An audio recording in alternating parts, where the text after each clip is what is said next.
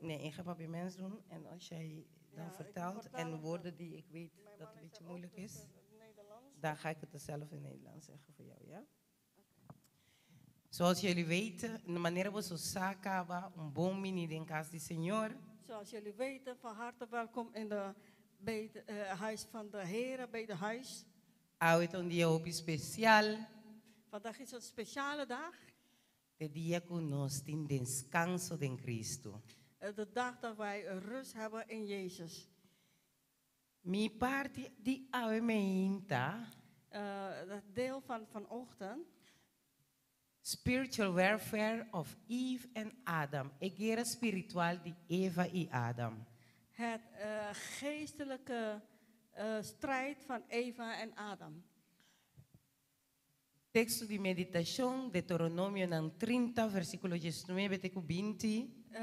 De meditatiebijbeltekst vinden we in Deuteronomium 30, versen 19, 20. Kunnen jullie in jullie eigen Bijbel vinden? Hm?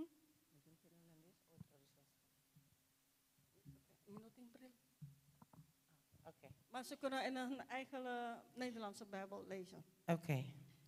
Então, bisa, me chama cielo e terra como testigo contra vosso awe.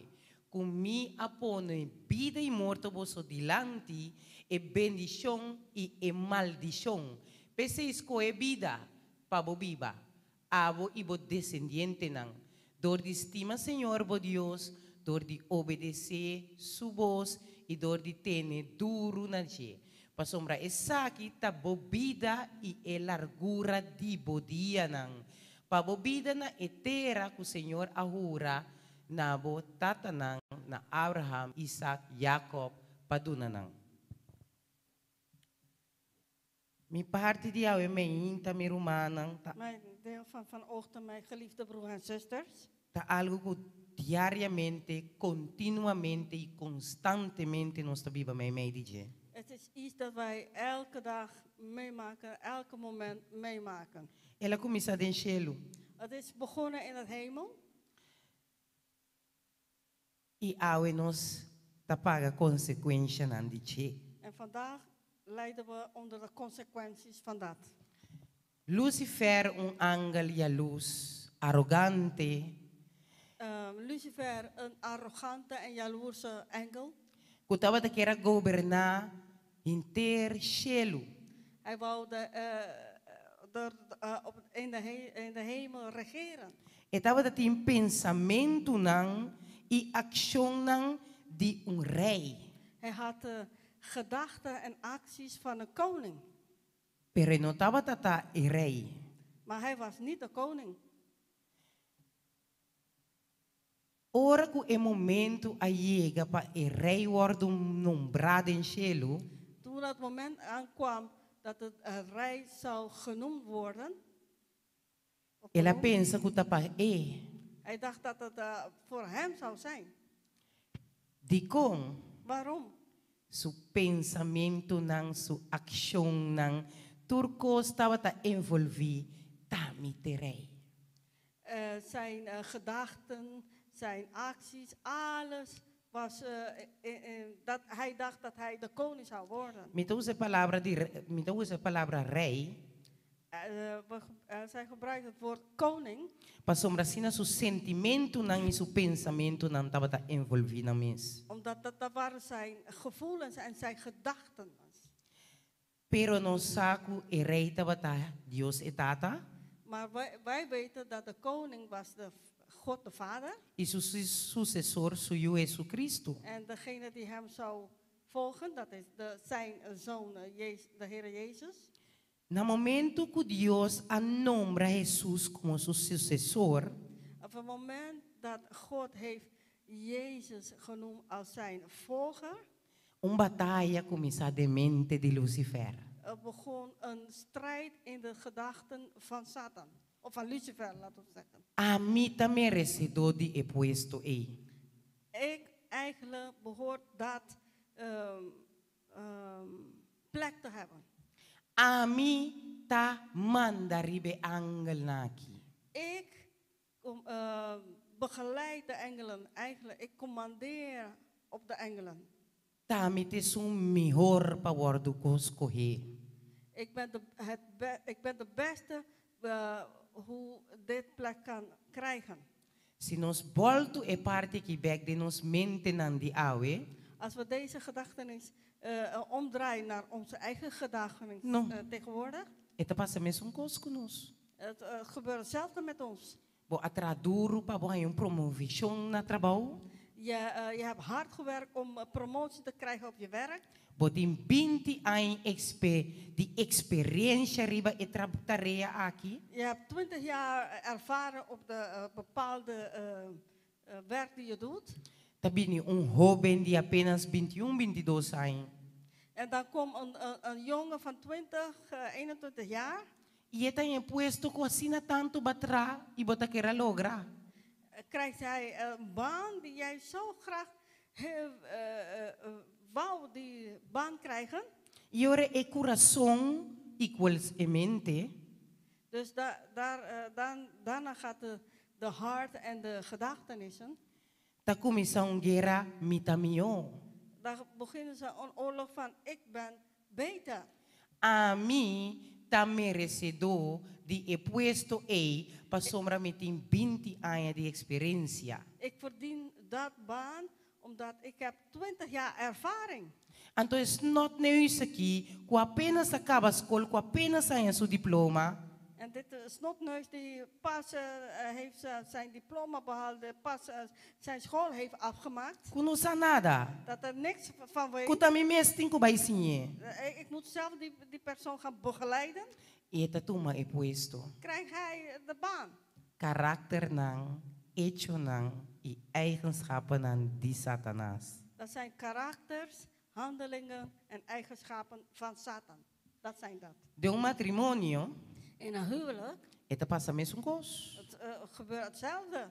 Pero está opi peligroso sim de matrimonio. Maar dit is gevaarlijker in een huwelijk. Nós podemos que de vida de Adam com Eva. Dat kunnen we zien in het leven van Adam en Eva. Seguinte slide.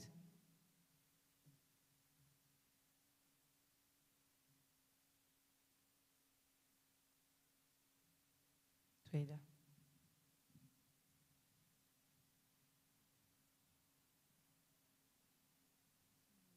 Ok. Se nós recorda da história de Adam com Eva, Als we goed het verhaal van Adam en Eva herinneren. Eva wordt ganhar, Eva was misleid, maar Adam kies. maar Adam heeft gekozen. Dus kiko nós tá para que tu aqui ribaje. Waar gaan we hier bij stilstaan? Op je net bisa pa sombre moeta wat debel.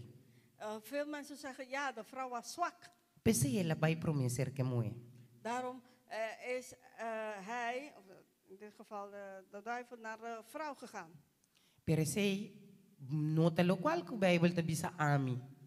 Dat is niet wat de Bijbel zegt tot mij. Dios adune un ordenanza. God had aan haar Wet. een wet gegeven. Ja. No cana by sin e hombre. Loop niet weg zonder je man. Cana junto cubo casa. Loop samen met je man. Kiko Eva asi. Wat heeft Eva gedaan? Abandona su casa. Heeft ze haar man verlaten. Anto by cana perde den ofi. En zij ging lopen, zichzelf verloren daar in de hof van Eden. Enemigo que estava na lur riba ng cava. En de vijand die al de tijd was naar hun aan het kijken op de opkijk. Ela mire saki. En heeft dat gezien. Anto que ela asi. En wat heeft hij gedaan? Ela llama e mulher mas cerca. Hij heeft de vrouw dichterbij geroepen. Ela mira ko suwo nang abria or ela mira e palo bonita ko e fruta bonita. Ze zag dat in de ogen van die vrouw ging meer licht krijgen in de ogen toen ze zag de mooie bomen en de mooie vrucht. Era ela pontra de como não da come com stem mas amigable mes. Ze vroegen haar, waarom eet je die fruit niet? Eva di, no, Senhor, avisa. Eva Se mi misci of come, mita muri. Eva heeft gezegd, nee, de Heer heeft gezegd, als ik de fruit aanraak of eet, dan ga ik sterven. E o inimigo dice con ele, no, cosita mentira. En de vijand zei, nee, dat is een leugen. Dios no quepa bo come, pa sombre lo bobira sabi manera Dios. God wil niet dat jij dat fruit eet, omdat je zou slimmer zijn of heel intelligenter zijn dan God. Se nos para que tu bom den história aqui, Als we even goed stilstaan bij deze verhaal, nós ta mira com pensamento, kunnen we zien hoe een gedachtenis aí não desejo, heeft gebracht naar een wensen aí bele não idolatria. en gebracht naar een idolatrie. De com idolatria, Waarom idolatrie? Waarom aanbidding? pa sombra ora co ela come, Omdat wanneer ze deze vruchten heeft gegeten, ela come que pensamento comita bira manera Dios. ze heeft dat vrucht gegeten met de gedachtenis, ik ga worden net als God. Awe nos está haciendo diariamente el mesmo gozo. De dag van vandaag doen we elke dag hetzelfde. Nos quer gozo? We willen iets. Deus está avisando. God zegt van nee. Nos mente te cria mentira para nos kom ermee weg. Onze gedachten creëren een leugen zodat wij ermee kunnen weggaan. Anto e ore nos ta cai den epica. En daarna vallen we in de zonde. Dikong Waarom? para nos llena y sacia e desejo nan di nos carne. Omdat zo kunnen we onze wensen van onze vlees vervullen. Adam ascoe. Adam heeft gekozen. Anto akinanan En hier nos ta mira con swak zien we hoe zwak e mente di hombre ta. de mentaliteit van de man is. Dikong Waarom? pa sombra eno wordo ganha ni misleid. Omdat hij krijgt niet de leugen en hij werd niet misleid. El ascoe. Hij heeft gekozen. Anto dikong el ascoe pa peca. Waarom heeft hij gekozen om te zondigen? En que queda si moe. Hij wou niet zonder die vrouw blijven. Que men die eigenlijk Dus dat betekent eigenlijk, de historia aqui e wicked link in deze verhaal, de hombre. degene die zwak is de man. Sorry broeders. Ja, broeders. No linchami. Sorry. Sag espírito iba mi na comprende.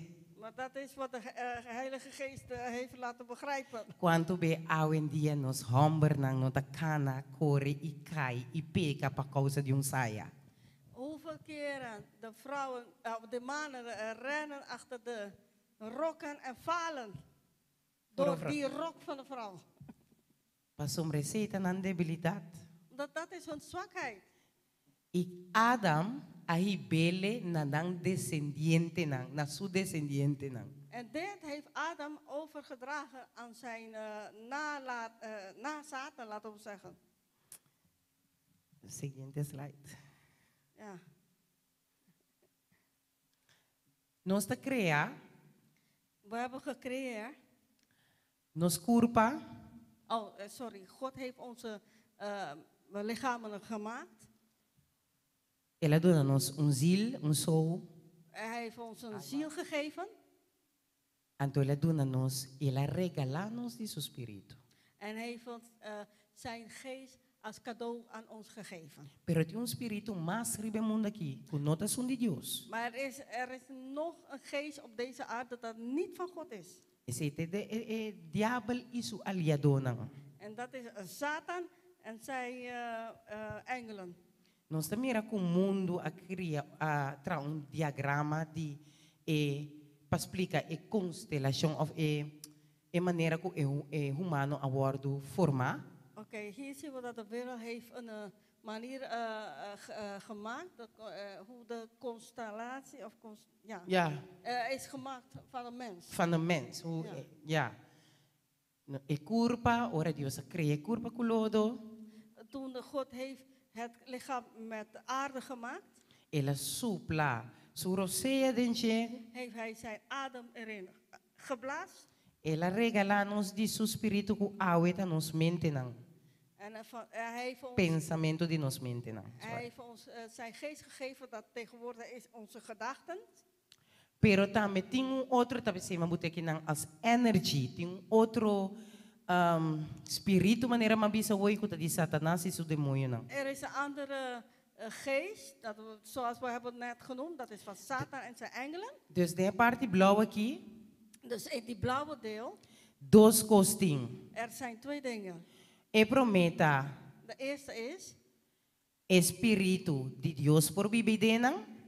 de geest van God kan daarin wonen. E outro tá espírito de demonio por bibidenang. En de andere is, een satanische geest kan daarin wonen. Er is geen tussenin. Dus er is geen tussenin. Ok.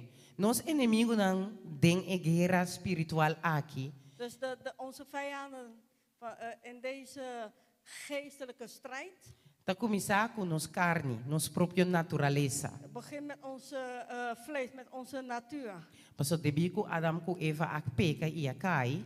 Omdat Eva en Adam hebben gezonden en zijn gevallen. No ora mi sali for di barrica di mi mama. Niet wanneer ik uit de buik van mijn moeder eruit kom. Wanneer ik uit de buik van mijn moeder komt. Sorry? Wanneer ik bin voor die den barrica di mi mama, dus na mi nascimento. Wanneer ik ben geboren, ik kom uit de buik van mijn moeder. Automaticamente mi carne tem desejo ng pecaminoso. Automatisch mijn vlees heeft automatisch vleeselijke wensen. Esse é o vloek die epica de Adam com Eva. Dat is de vloek van de zonde van Adam en Eva. E ora nós está biramang, nós está bij mundo. Dus dan gaan we naar de wereld. Is mundo com suciança não, sorry. En we gaan naar de wereld met zijn leerstellingen. Ora mi cabinanse, Wanneer ik ben pas geboren, e mundo aqui a criar acaba sequência automático de vida para mim. deze aarde of deze wereld heeft een sequentie voor mij gecreëerd. Een automatische levensstijl. Ja. Ik groei. Ik ga naar school. Ik krijg diploma's. Ik krijg werk. En ik ga trouwen. Ik heb kinderen. En dan ga ik weer dood. Dus het is een normalite gaan van zaken, een structuur. Pero si nos que, maar als wij willen, nos por vencer enemigo we kunnen deze vijand overwinnen. Anto venciendo el enemigo kuta mundo. Deze vijand dat de wereld is, dat wij kunnen overwinnen. Nos está luz di mundo. Wij zijn het licht van de wereld. Pa sombra nos está outro voor die automatische systeem kutingraba dentro rende. Omdat we zijn helemaal anders van de automatische systeem dat hij heeft in de wereld. Ora conos endulci of endulga of outra palavra peta. Ora conos mingua nos mes. Oké, wanneer wij mixen. Anto aceitar a estrutura do mundo. En de structuur van het wereld accepteren. Nos não porta sua luz. Kunnen we niet Gods licht zijn. Bijbel te bisa. Het woord van God zegt. Matthäus 6. Matthäus 6. Kunnen jullie in jullie eigen Bijbel zoeken? Ik denk 6, 34. Even kijken.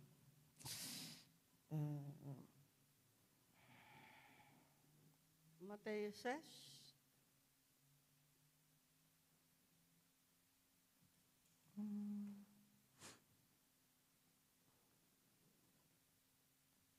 Als jullie in jullie eigen Bijbel kunnen zoeken, graag, omdat ik heb mijn bril niet, dus ik kan het niet.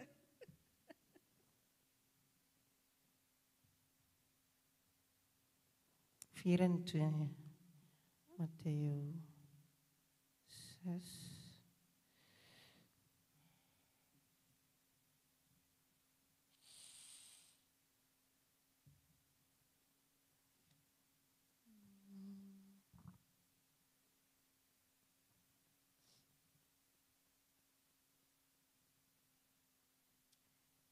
You are the light of the world. Dat is wat ik zoek.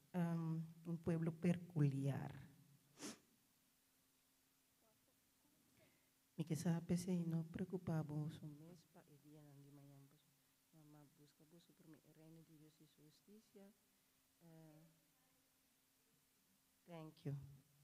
Matthew 5. Ik zat met 6 in mijn hoofd. Matthew 5, vers 14. Bosota é luz do mundo. Was Matthäus hoeveel? 5? 5, vers 14. 5, ja. Ja. Bosota é luz do mundo, staat situado arriba cero, no porque da escondi. E essa aqui está mostrando nós. En dit laat ons zien, que o sistema que o mundo tem, het wereldse systeem não está para nós. is niet voor ons. Satanás e seu demônio nos de 3 inimigos. Satan en zijn demonen zijn onze derde vijanden. Logo que Satanás tarefa no mundo que está, Wat Satans werk is, Buda enemistad entre el ser humano y Dios. is om vijandschap te zetten tussen God en de mens. E eu bebia me escutando e tabisa, ai Satanás, abuta me cai den e pica aqui. Da Satanás só falta. En soms horen we mensen zeggen, ja, was de duivel die mij heeft ertoe gebracht om te zondigen. Hij is Satans schuld.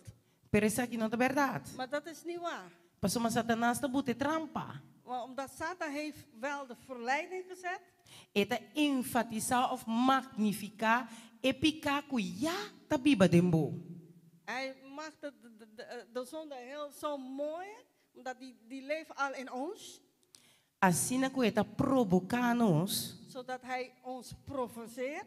Na endulci nos desejos nan de carne. Om ons de wensen van ons vlees toch te laten uitkomen.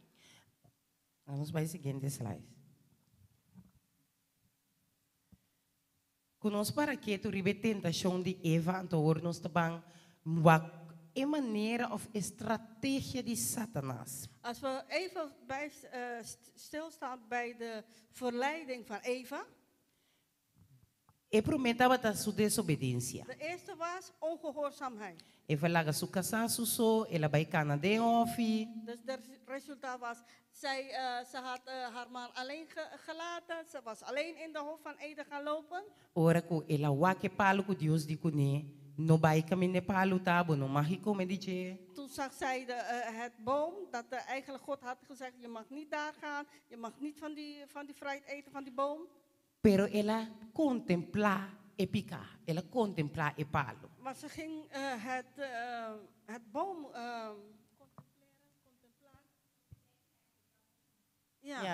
overdenken.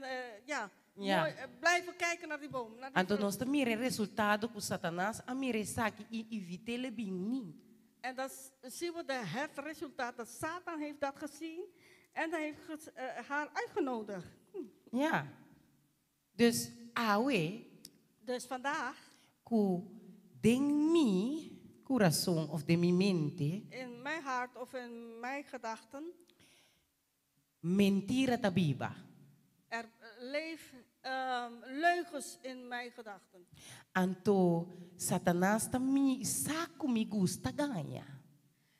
En Satan weet dat ik hou van liegen. Também é saco me no gusta bisa wende mi ik kostan como hasimalo. En Satan weet dat ik hou niet aan mensen te vertellen van de slechte dingen die ik heb gedaan. Dus het puxa Alba. Dus ze duwt Alba. Pa puntrami. Om haar te vragen. Ik kostan como no gusta papi dice. Om haar te vragen de dingen zij houdt niet van erover te praten. Então Satanás sai resultado, você sabe, eu ore me também ganha alba. Dus, maar Satan weet het resultaat en daarom ga ik Alba liegen, voorliegen. Per pergunta tá quem escolhe para ganhar, Satanás of Jennifer? Dus het vraag is, wie heeft gekozen om te liegen? Satan of Jennifer? Jennifer. Dus Satan is niet de oorzaker van de zonde die wij begaan. Dus, Ja? Is onze eigen vrije keuze. Oké.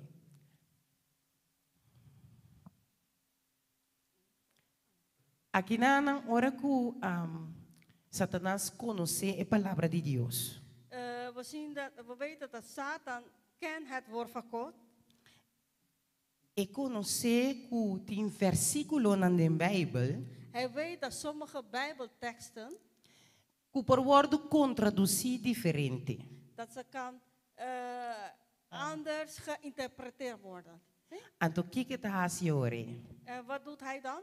Ele dá uma álbum-interpretação. Ze geven aan Alba een interpretatie.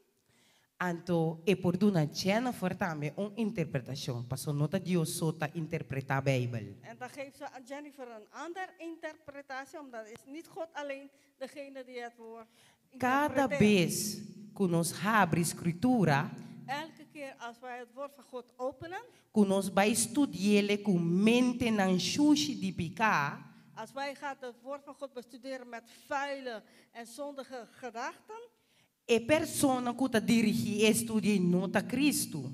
en degene die dat studie begeleidt is niet Jezus. PCI é wet de mental health of é wet de saúde. Daarom, het gezondheidswet is er.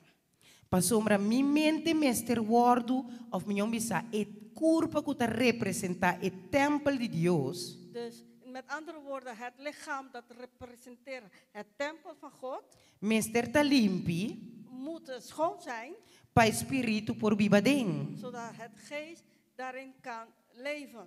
Então aqui na nossa nota pape de solamente limpi de comimento, We praten niet alleen hier over schoon zijn van eten, limpi de pensamento. Schoon van gedachten. Mi não por papia malo de mi romang estudia Bijbel en to pensa que Deus aduna mi mensagem. Ik kan niet slecht over mijn broer of zuster praten En denken.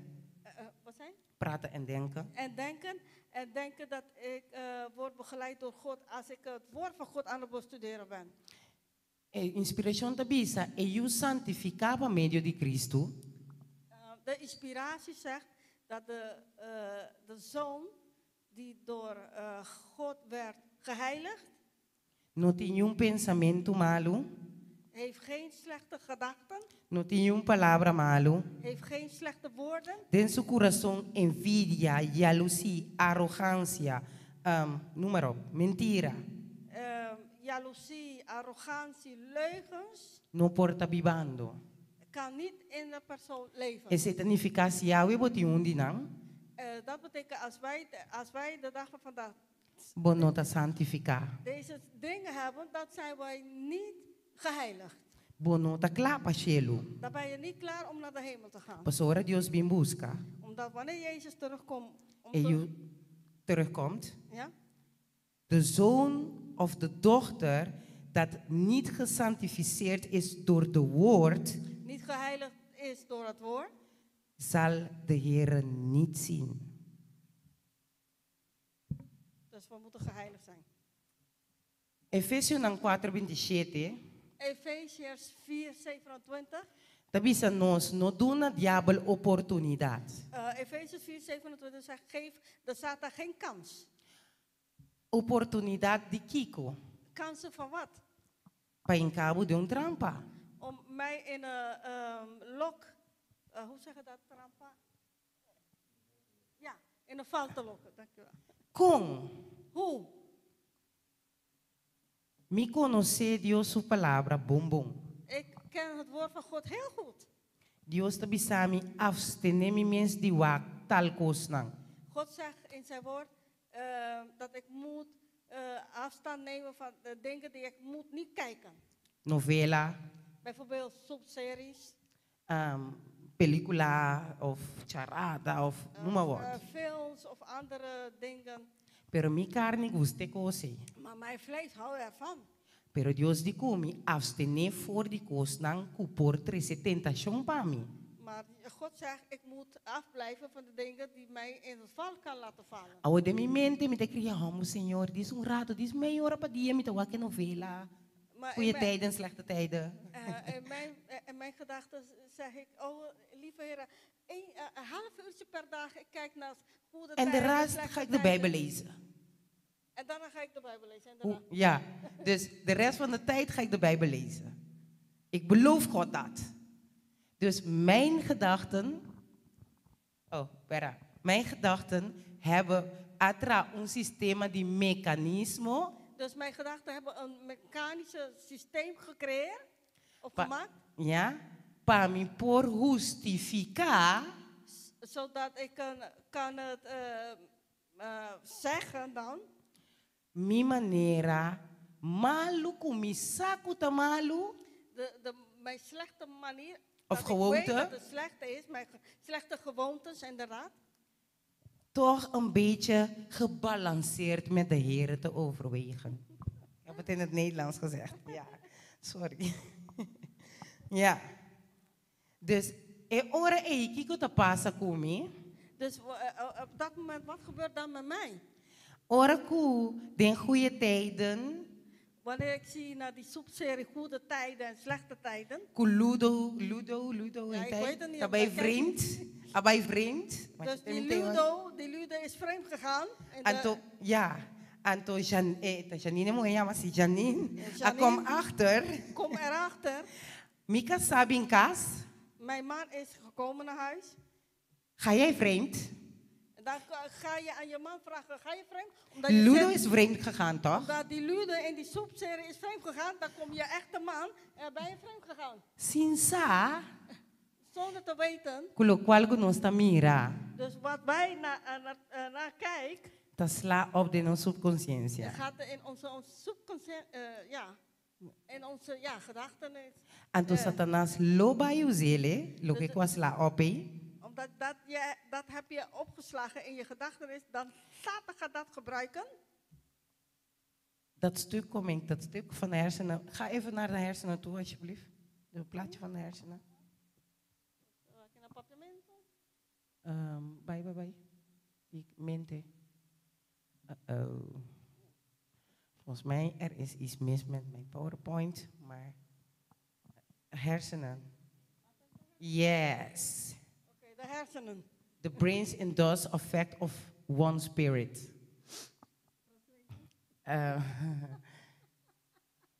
The brain, que nos mente no te controla, ni nos decisión nang.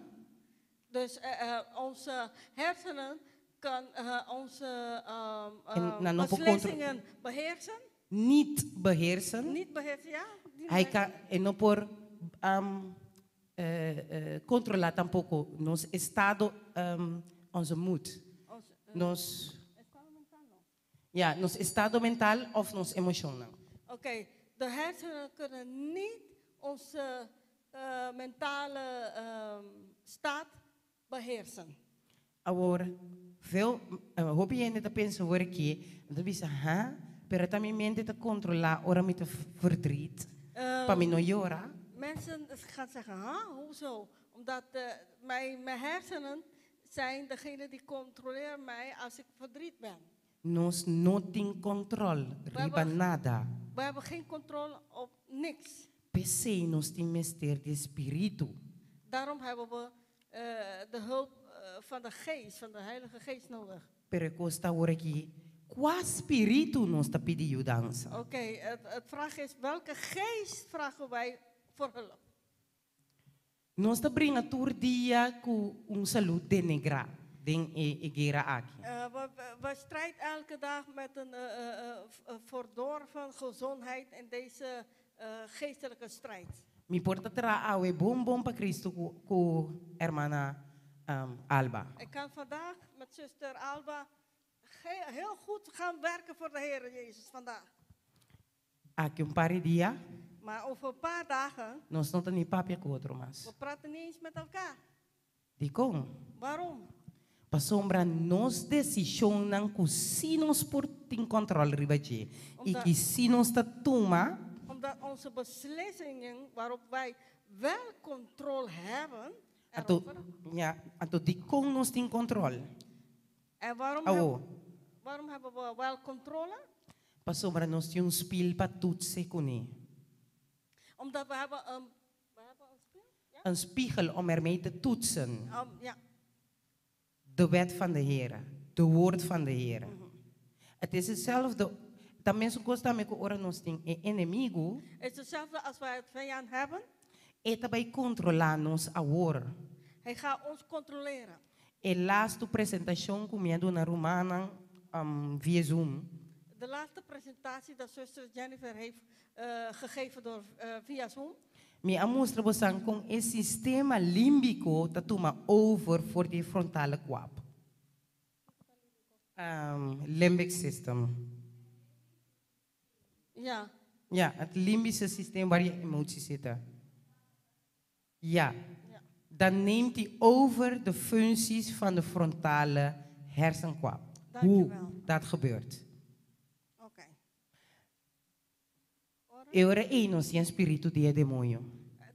Dan hebben we wel de satanische geest. Se você uma persona ave que anda, papia, wordo dirigir, na cada segundo, door die emotionen. Als je bent iemand die loopt of alles Dus, ja. doet door je emoties, dan word je... Ben je automatisch met de spirit van de dan word je door de satanische geest gecontroleerd. Ik heb hier een paar teksten gezet voor jullie. Ik zet Prometheus Thessalonicenses 5:23. 1 Thessalonicenzen 5:23. Hebreeën 4:12. Lucas 16:19-31. Mogen jullie zelf even bestuderen. Ja. Pero mi que para aworiba physical damage. Ik wil even staan bij de fysieke schade. Ora que nós está vivendo em um mundo aqui, nós está passando em diferentes problemas não. Wanneer wij op deze aarde wonen, leven, wij gaan door heel veel problemen. Minha lanta, que minha cresce, met een baby, met een jovem. Oké, ik was een baby, daar ben ik gegroeid, daar ben ik een jonge man of een jonge vrouw, ik ben groot geworden. Durante die tempo angel lang ta bringa para mim contra o inimigo. Gedurende die levensfase heeft de engelen voor mij gevochten tegen de slechte engelen. Anto tem hope mucha que essa aqui não tá geval para motivo de maior não. Bij heel veel kinderen is dit niet het geval doordat de keuzes van de ouders. De keuzes van de ouders, ja. Ja, de engelen niet hun beschermen. Dus met de partij in dos ángulos. Dus ik verdeel in twee zijkanten. E you die persona que está inclinar su desejo nang su inteiro su vida mes na pie de Cristo.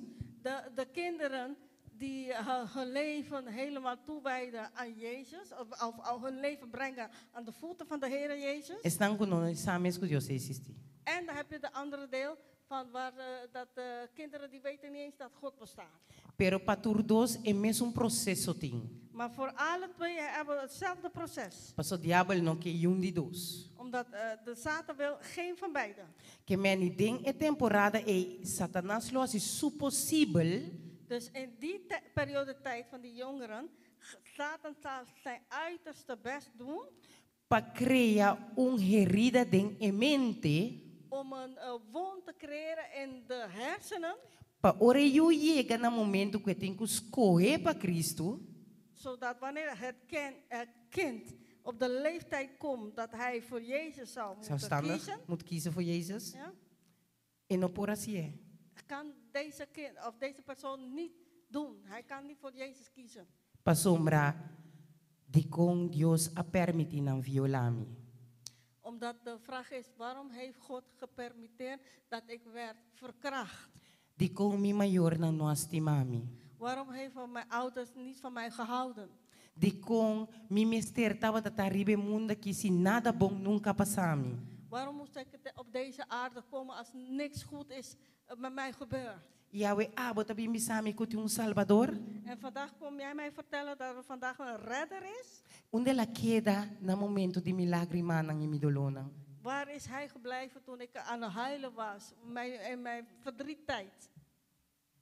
Assim que diabel que começa veeg Christus su possibilidad nang. En op deze manier wil Satan de kansen van Jezus gewoon wegvegen. Voor pa alcançar e su mente.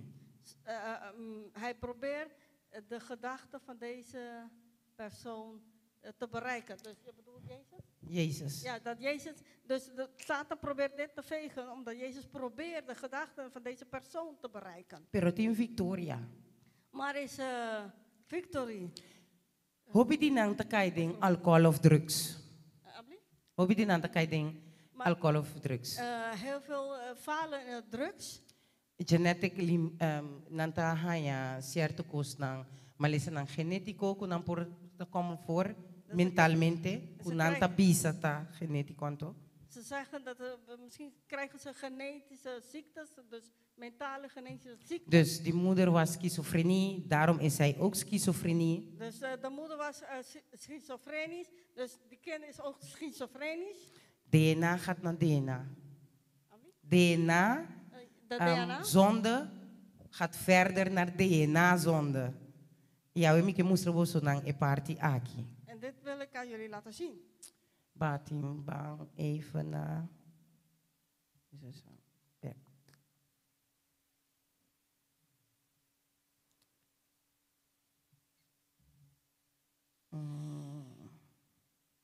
Pika slice 11 of 12 was het.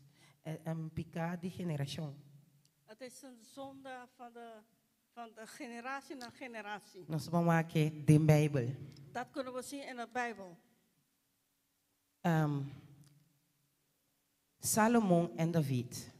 Daar hebben we Salomon en David. Van, als je kijkt in Matthäus 1. Als je in Matthäus 1 kan kijken of lezen. En Tamara.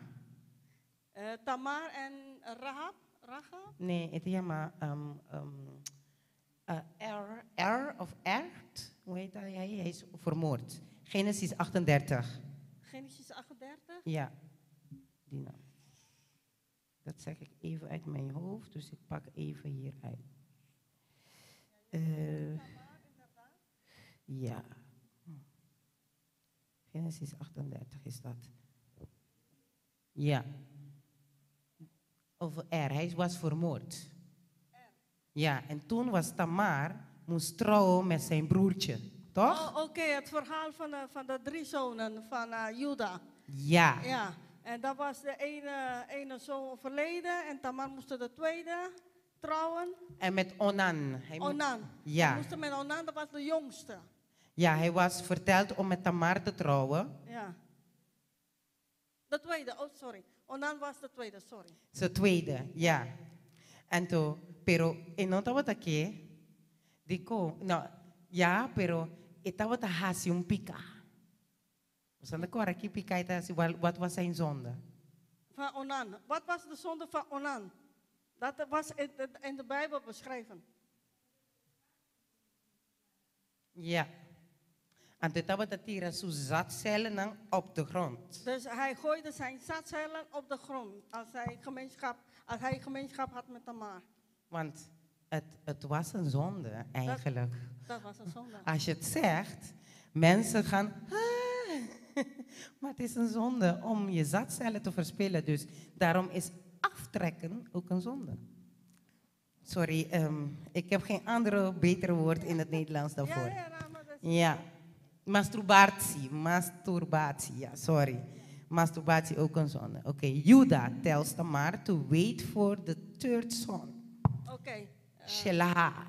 Oké, dus Vers 14. Juda heeft aan Tamar gezegd, je moet wachten tot de derde zoon grote wordt, tot hij volwassen wordt. Então, mientras tanto, é casado Juda, Shua, Amuri. Dus in de tussentijd is de vrouw van Juda, Shua, was overleden. Então, ela vai buscar mulher. En toen is hij een vrouw gaan zoeken. Ela vai se Timna, En hij is naar Timna gegaan. qual estava prostituta. Vers 21. Zij was een prostituee. Oh, ze heeft zich voorgedaan als prostituee. Ja, dat is het, inderdaad. Voorgedaan als prostituee. Ela pensa que estava prostituta dan. Dus hij dacht dat die vrouw een prostituee was. Omdat Timna is een... Guarda.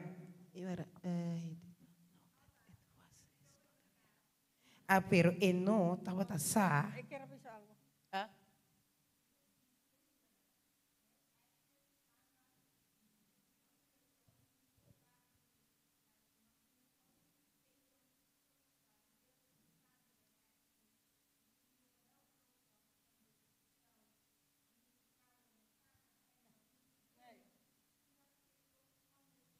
Hij heeft het zelf gedaan. Ja. Ja. Ja, Dankjewel, zuster. Heel goed, Ja. zuster. Ja, Ja. dat is het, inderdaad. Ja. Então, se nós bom, esse também tá pica. Als we dat heel goed zien, dat was ook een zonde. Pero ao ponto tá espírito of espírito não awardo impartir den espírito de Ejunan de Judea. Dus we zien dat de geest, of de geesten, zijn verdeeld in de kinderen van Juda. Immoraliteit seksual, Dus- immoraliteit, Immorele seksualiteit, idolatria idolatrie en morto. En dood, de dood. en ook de dood, ja. Ja. Voor die Tamara ko award transmitir na e generação que meni epica aqui, a sali voor die Tamara e ela award introduzir durante die verdere generatie, qual David e Salomon. Dus deze gebeuren is het via Tamar doorgegaan naar de volgende generaties tot in de tijd van David en Solomon. Dus que passa e ora aí com e problema abira para David e Salomon problema de carne. Dus wat is gebeurd? Dat dit is een vleesprobleem geworden voor Salomon en David. Mijn PowerPoint não tem que broar, dus nós temos que dar bem. Gewoon die dus.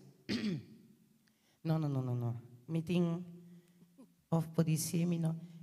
Awe me inte malanda, jeve na vez me konang, pesi me mistera trapos broasi. Esa minuti ni. Dus er was even de dingen zijn een beetje gemengd. De PowerPoint. Mike sai sei mi alagia fo. Oké. Eta bisa. Qual estava o problema de David com Salomão? Wat was het probleem van David en Salomon? Sexualidade, imoralidade sexual. Was het seksuele immoraliteit? Nós também reden David com Betseba. Dat kunnen we zien in David en Bathsheba. E Salomão aqui vai recat, você sei dat in tanto. En Salomon heeft de record gebroken. Omdat hij had zoveel vrouwen. Niet normaal. Então Salomão dat in hoop idolo nan delante de Deus. En Salomon had heel veel Idolatria. afgoderij. Ja. David, the same spirit that attend the sin of Judah with Tamar. David estava tem espírito de morto que a ocasionar o resultado de morto de seu. David had de geest van dood. En dat is gebeurd met zijn met de kind die was geboren van Bathsheba. Sim, para sombra ela comete adultério que meni. Omdat hij heeft overspel gepleegd. Dus ora que meni kiko ta resultado de overspel teorie me te compreender. Dus als we goed begrijpen, wat was het resultaat van overspel dan? Morto. Dood. Simpel as dat. Ja. Dat was het. Simpel.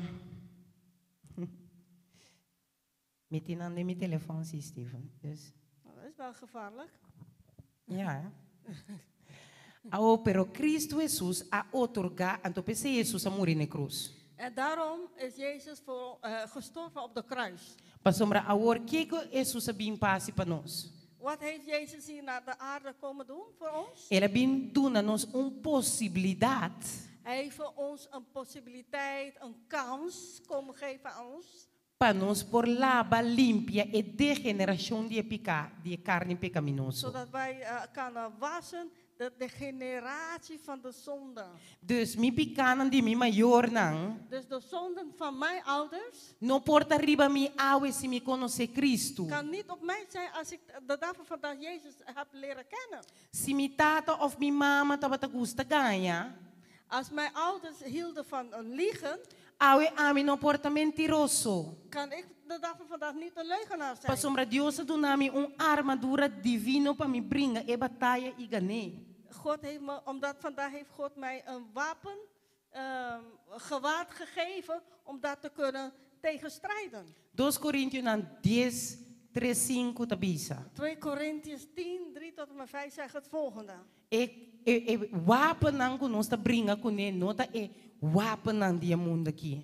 De wapens die we hebben, die met wie wij ermee vechten, zijn niet de wapens van de wereld. Al contrario, Het is tegenovergesteld. nantin poder nan divino para demolir fortalecernos esta demolir argumento nang quebrando cadena nang tur pretensão que tapone nos mente nang contra o conhecimento de Deus e nós ta toma capte de tur pensamento para assim é submissão na Cristo. Wil mensen aan mijn papiamento também. Nee, het kan, het is tegenover anders wat De wereld ons leert. ja, dat de hemelse kracht,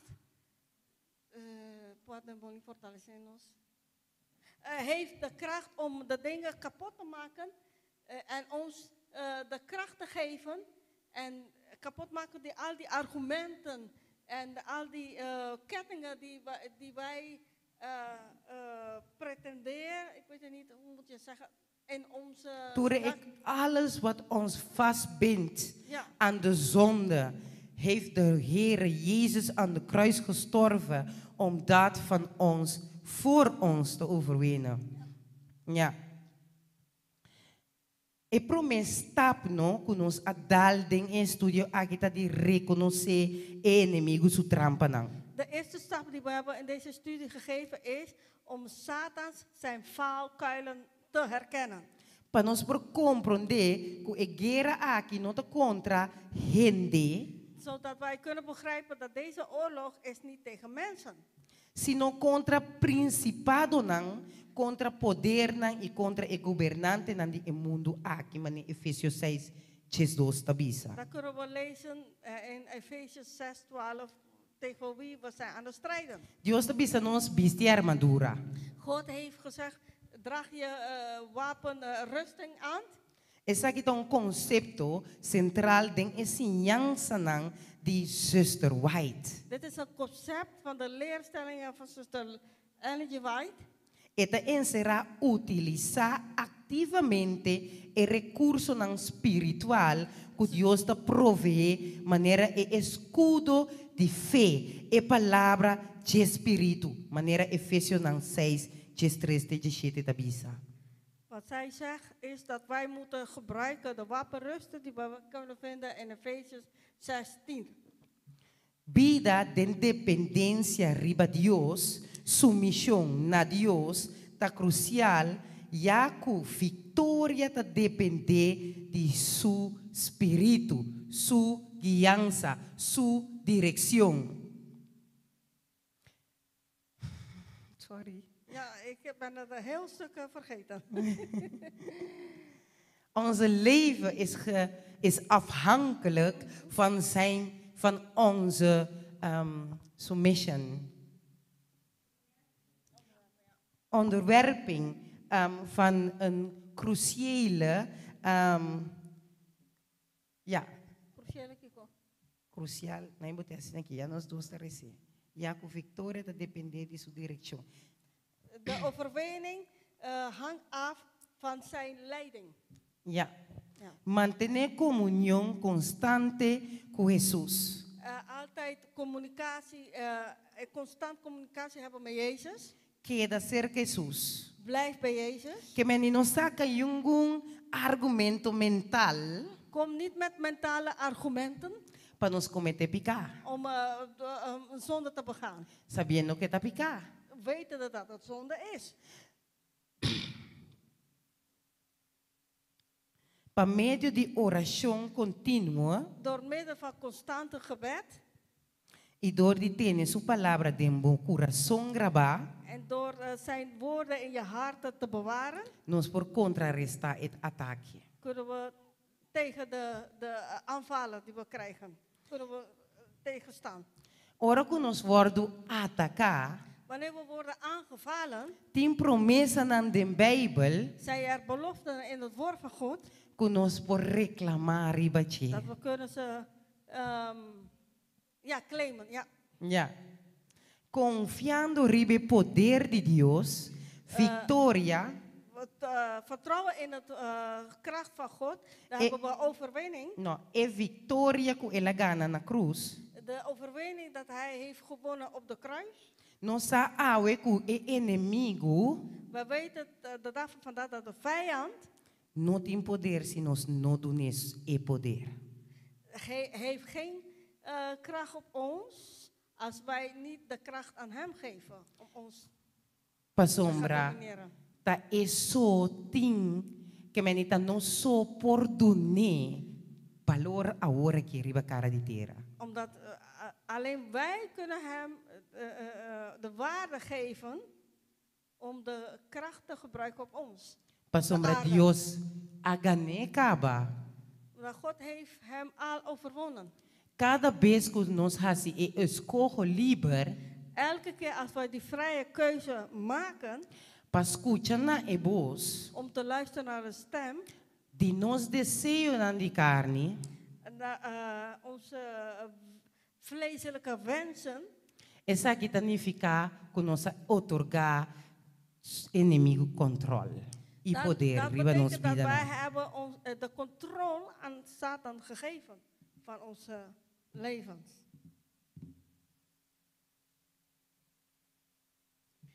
Guarda bom mente riba turcos. Bewaar je gedachten op alles. Ik moet stoppen en ik ben aan de helft.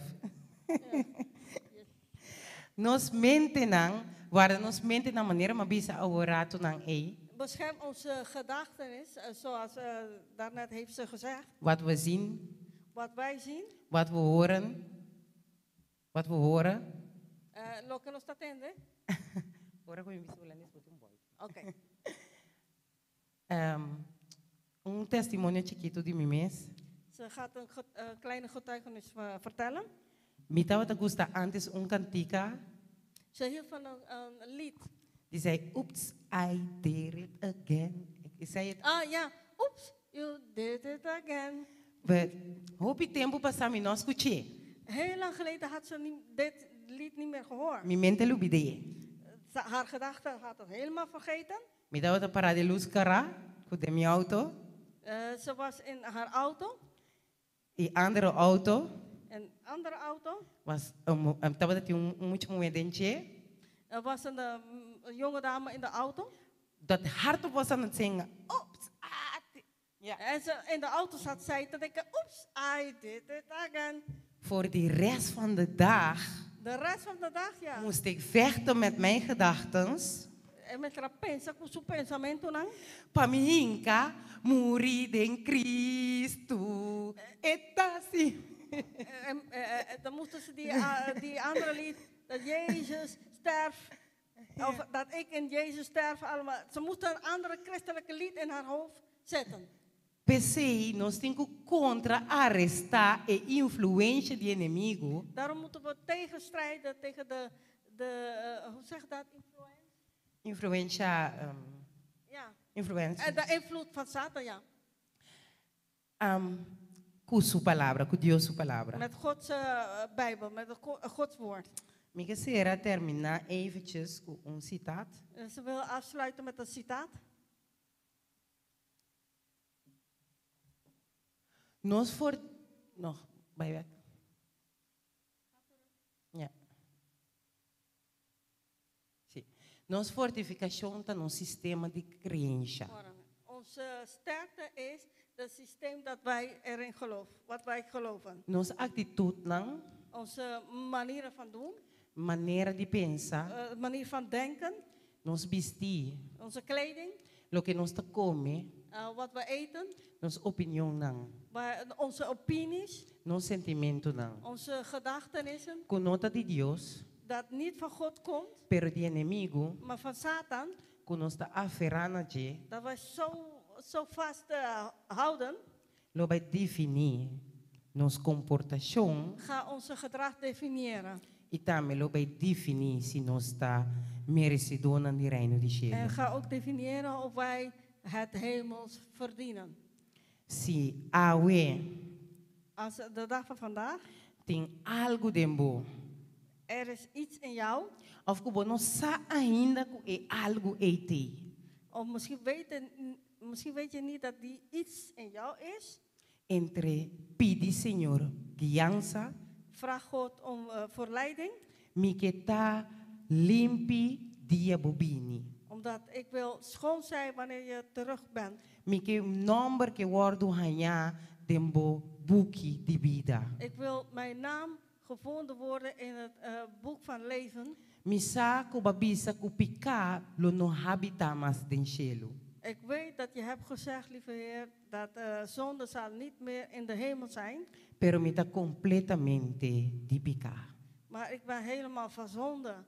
Pero abo a primiti que bota labami. Maar je hebt beloofd dat je zal me wassen.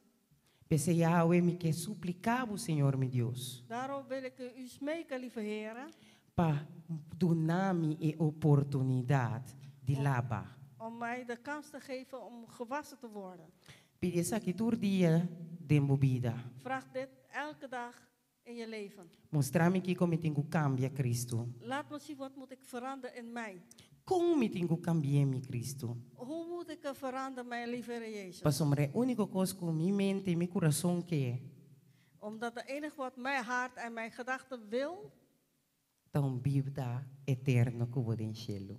is een eeuwige leven met jou in de hemel. Dank je, Romanen, para participar e escuchar. Bedankt mijn geliefde broer en zuster dat je hebben geluisterd en meegedaan. Me quer invitar você para amanhã que Deus quer. Ik wil jullie allemaal uitnodigen voor morgen. Nós estamos começando aqui o programa Spiritual Warfare via Zoom a trobe. Eta sigue. We gaan morgen verder via Zoom, de geestelijke gezondheid. Nós vamos começar com o hogar e família com o brother Wendel Noor. We gaan met gezin en familie, met broeder Wendel. Nós seguimos com nosso irmão Via Lenda, 8 horas da noite. En dan gaan we verder met zuster Violinda om 8 uur 's avonds. Nós espera você via Zoom. We wachten jullie dan morgen. 8 uur. Het Noor, pamitari 1 en 8 uur. Oké, die ene, die van broer Wendel, is van 11 uur tot 12:30. En van zuster Violinda is van 8 uur tot 9:30. Yes. Okay.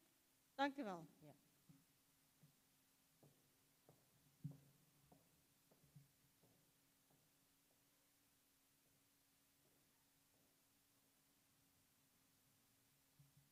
Oké, hebben we veel van geleerd?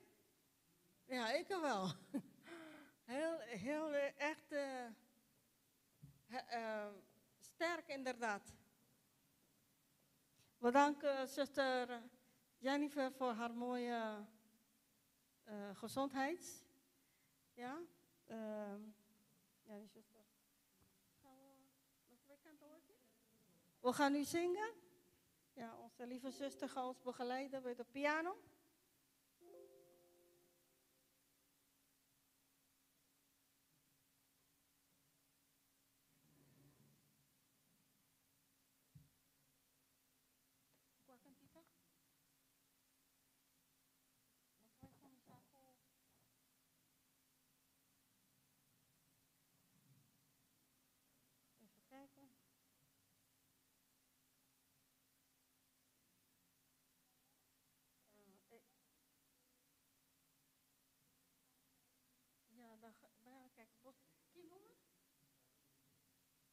4, 5. Minuto tengo más tambor.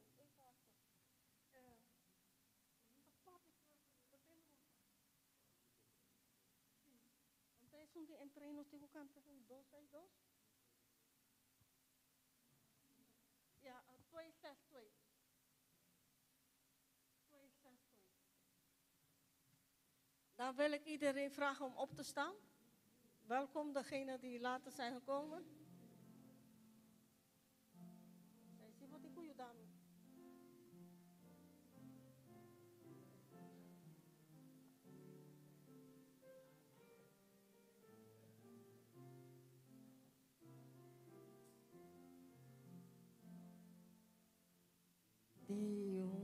Dios Espíritu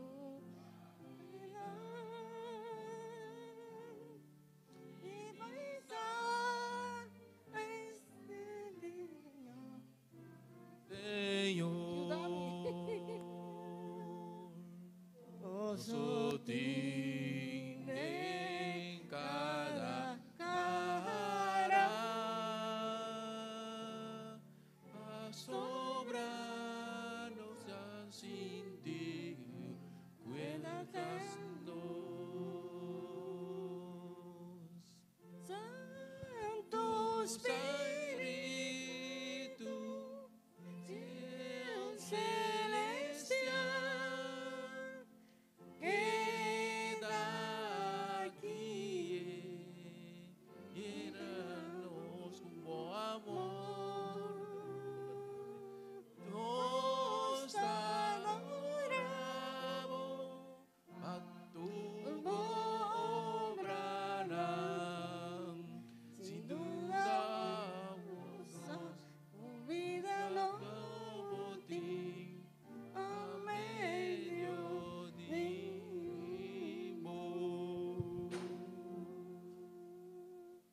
Amen. Oké, we gaan onze doxologie zingen, dat is 7-3. 7-3, ja.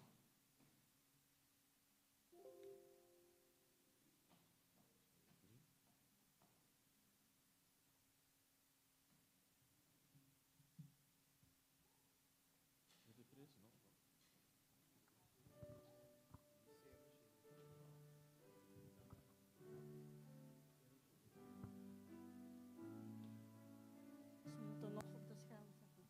Ah ja, nu wel. Ja. Santo, Santo, Santo, Dios poderoso,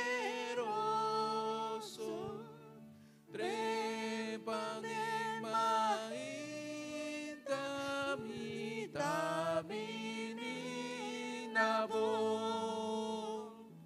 Santo, Santo, Santo, misericordioso, Dios cutamanda en eternidad. Santo, Santo, Santo,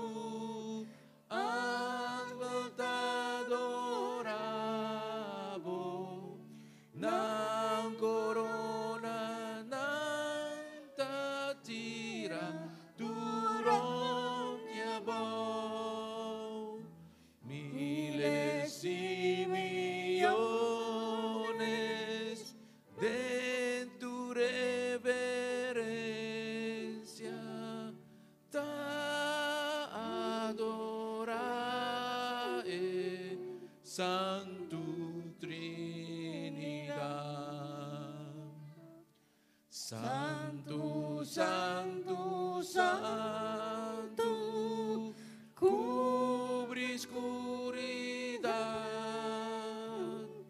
bajo humano por gloria te escondí. A vosotras, Santo, no te igualamos.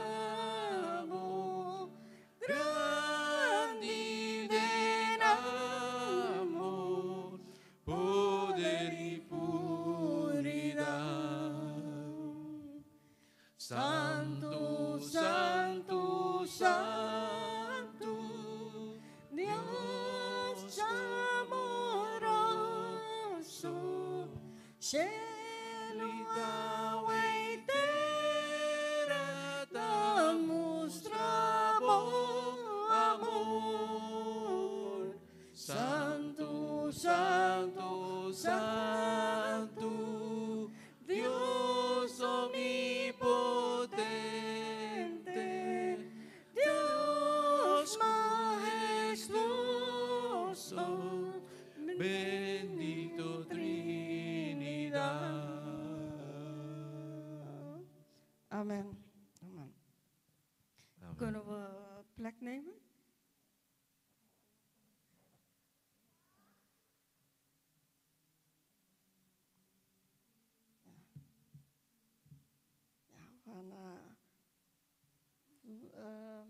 Van harte welkom, allemaal. Bedankt dat jullie zijn hier gekomen bij de bedehuis.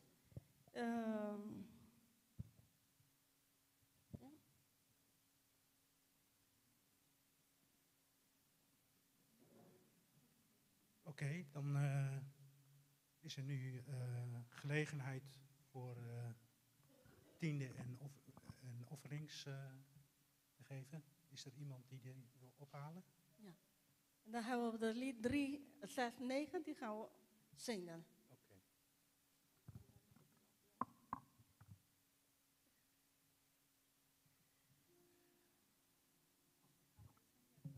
Dan ga je zitten.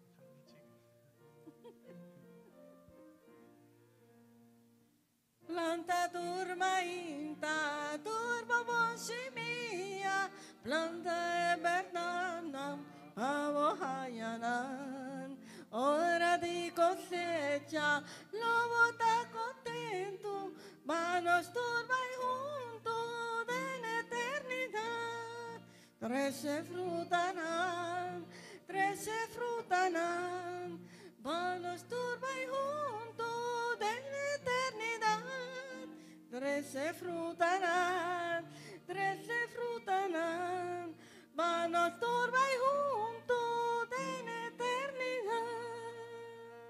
Planta de segura, planta de llovida, ay no tiene miedo, pai bestianán. Ya lobo haya fruta, manos turba y junto de la eternidad. 13 frutarán, manos turba y junto de la eternidad. 13 frutarán, manos turba y junto de la eternidad. Dank u wel.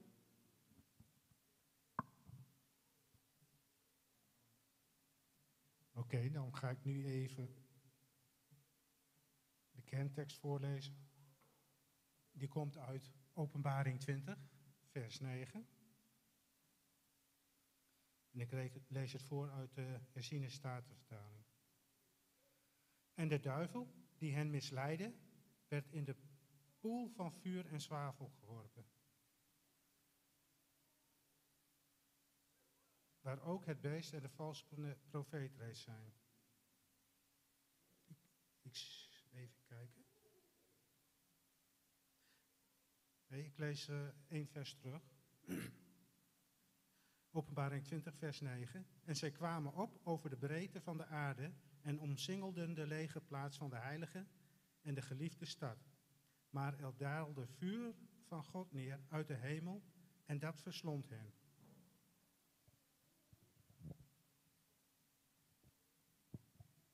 Those who can kneel down to pray are invited to pray with me.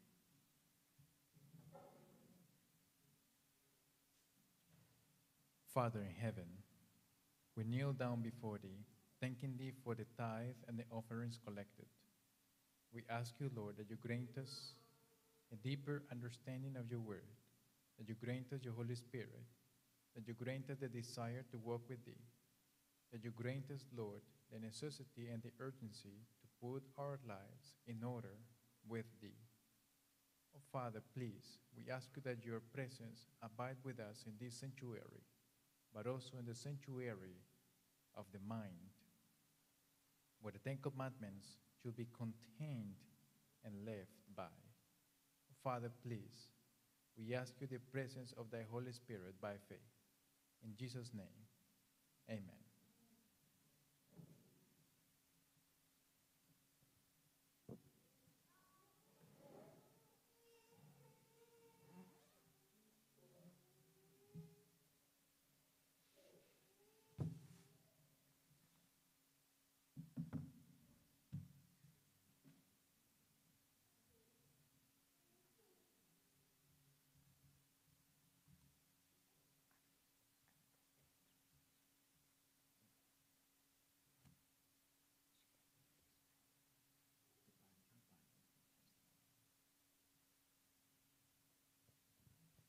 I want to say welcome everybody after a period of pause. Hope everybody can follow English. My wife will translate into Dutch soon. And this morning we want to study a bit about the sanctuary.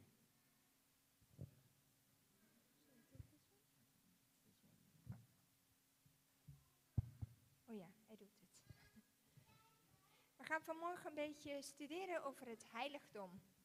But before we do, I would like to claim a promise. Maar voordat we dat doen, willen we eerst een belofte lezen. In Acts chapter 5, verse 32. Handelingen 5, vers 32. I invite everyone to hold his Bible Ik nodig iedereen uit om zijn Bijbel erbij te pakken as we will go to and fro. als we verschillende versen samen lezen. The Bible says in Acts 5:32, Handelingen 5, vers 32 zegt de and Bijbel. we are his witnesses of these things, and so is also the Holy Ghost, whom God has given to them that obey him.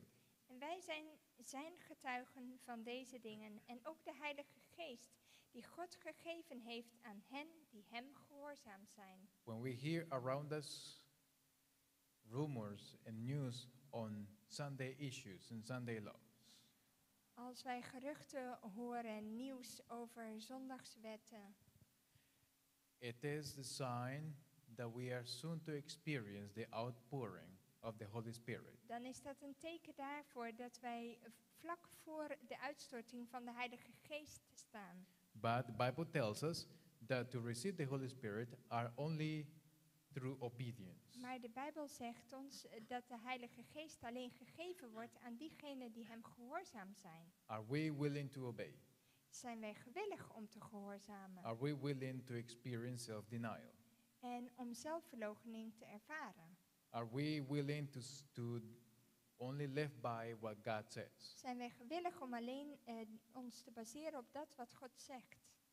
It's a very important experience before we go through the end of time. Dat is een hele belangrijke ervaring voor de eindtijd.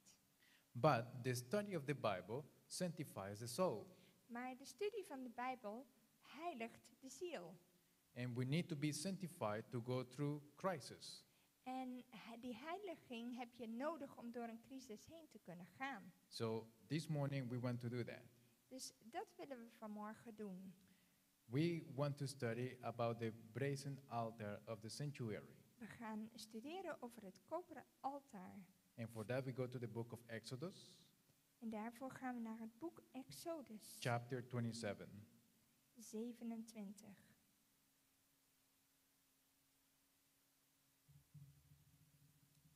We will study the main things of the brazen altar.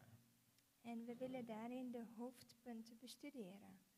The sanctuary is the foundation of our faith, Sister White says. Het heiligdom is de basis van ons geloof, zegt Zuster White. Evangelism, page 221. Staat in het boek Evangelisatie, bladzij 221. So if we do not teach in our churches the sanctuary, we are no longer holding the foundation that makes us Adventists. Dus wanneer we het heiligdom niet meer bestuderen, dan missen we de basis die we als Adventisten hebben.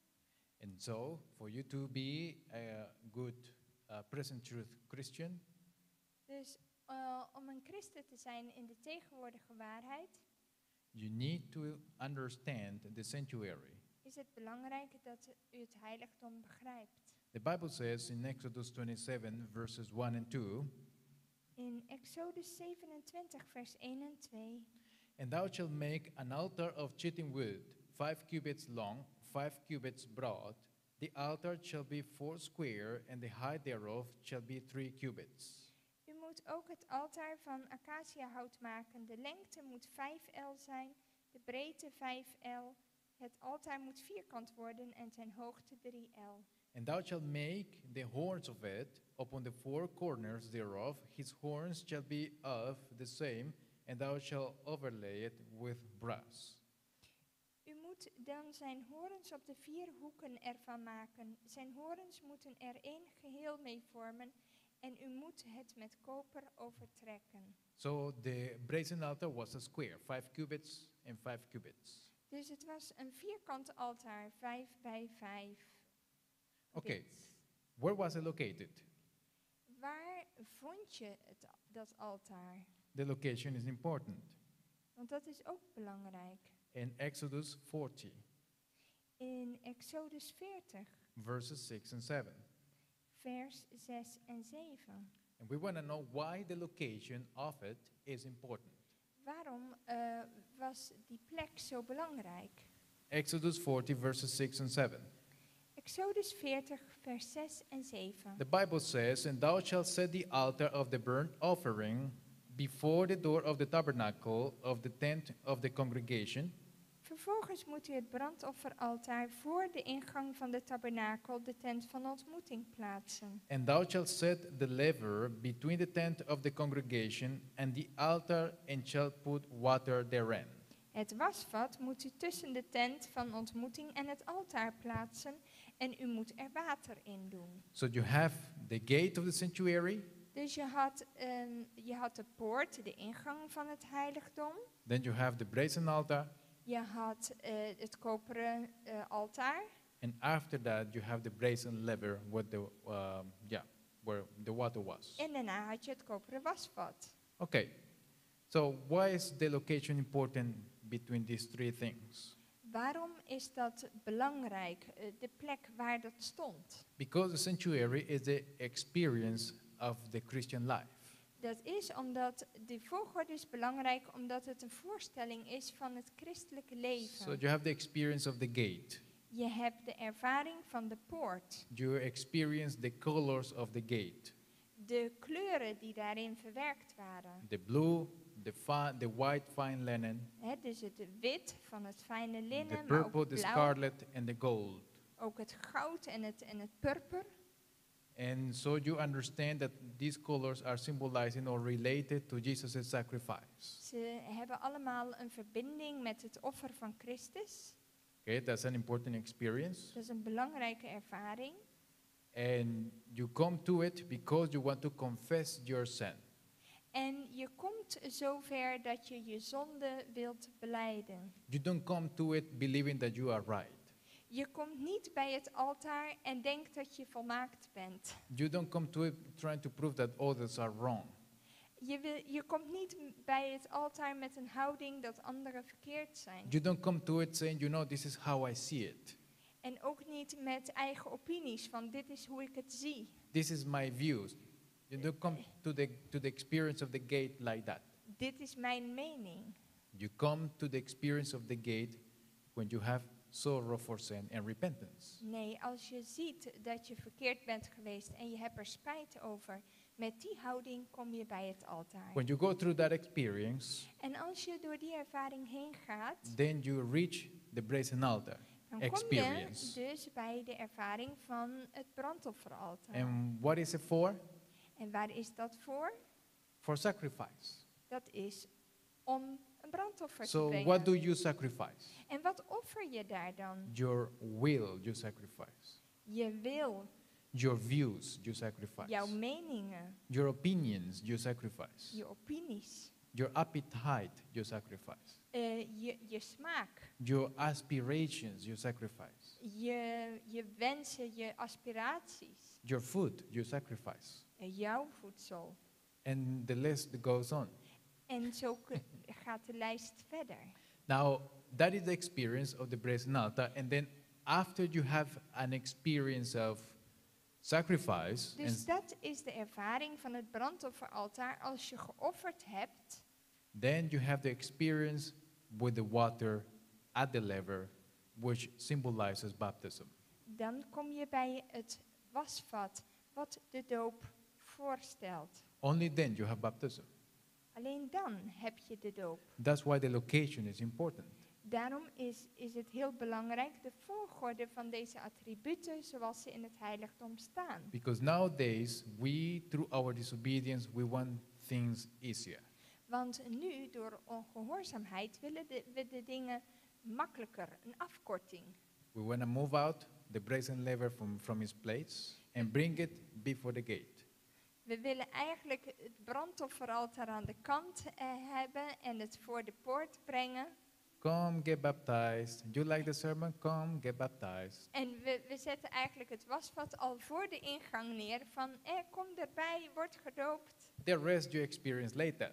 De rest ziet u later wel. No, but that's not what the Bible teaches. Maar dat is niet wat de Bijbel leert. That is what man teaches. Dat is wat mensen leren. So the location is important. Dus de plek is belangrijk. Every burnt offering was consumed by fire on the altar. Ieder brandoffer werd door vuur verbrand. Op Who dat kindled altaar. this fire? En wie stak dit vuur aan? In Leviticus chapter 9, In Leviticus hoofdstuk 9, verses 23 and 24. vers 23 en 24. The Bible says, "And Moses and Aaron went into the tabernacle of the congregation and came out and blessed the people, and the glory of the Lord appeared unto all the people." Vervolgens ging Mozes met Aaron de tent van ontmoeting binnen en toen zij er weer uitkwamen, zegenden zij het volk en de heerlijkheid van de Heere verscheen aan heel het volk. Notice, and there came a fire out from before the Lord and consumed upon the altar the burnt offering and the fat, which when all the people saw, they shouted and fell on their faces. In vers 24 staat, een vuur ging uit van het aangezicht van de Heere en verteerde het brandoffer en de vetdelen op het altaar. Toen heel het volk dit zag, juichten zij en wierpen zich met het gezicht ter aarde. So the fire came out from the Lord himself to consume the sacrifice. Dus het vuur ging van de Heer zelf uit om het offer te verteren. So what is the fire that is needed to consume our pride? Welk vuur is dus nodig om onze trots You te m- verteren? You might have heard about common fire. Misschien heeft u over gewoon vuur gehoord. Remember somebody kindled common fire on the altar in the holy place Iemand die had gewoon vuur aangestoken and got in killed. het heiligdom And got killed. en werd gedood. Weet u nog? Now, fire is also a symbol for teaching. Vuur is ook een symbool van leerstellingen. So, what fire is it needed to consume our pride?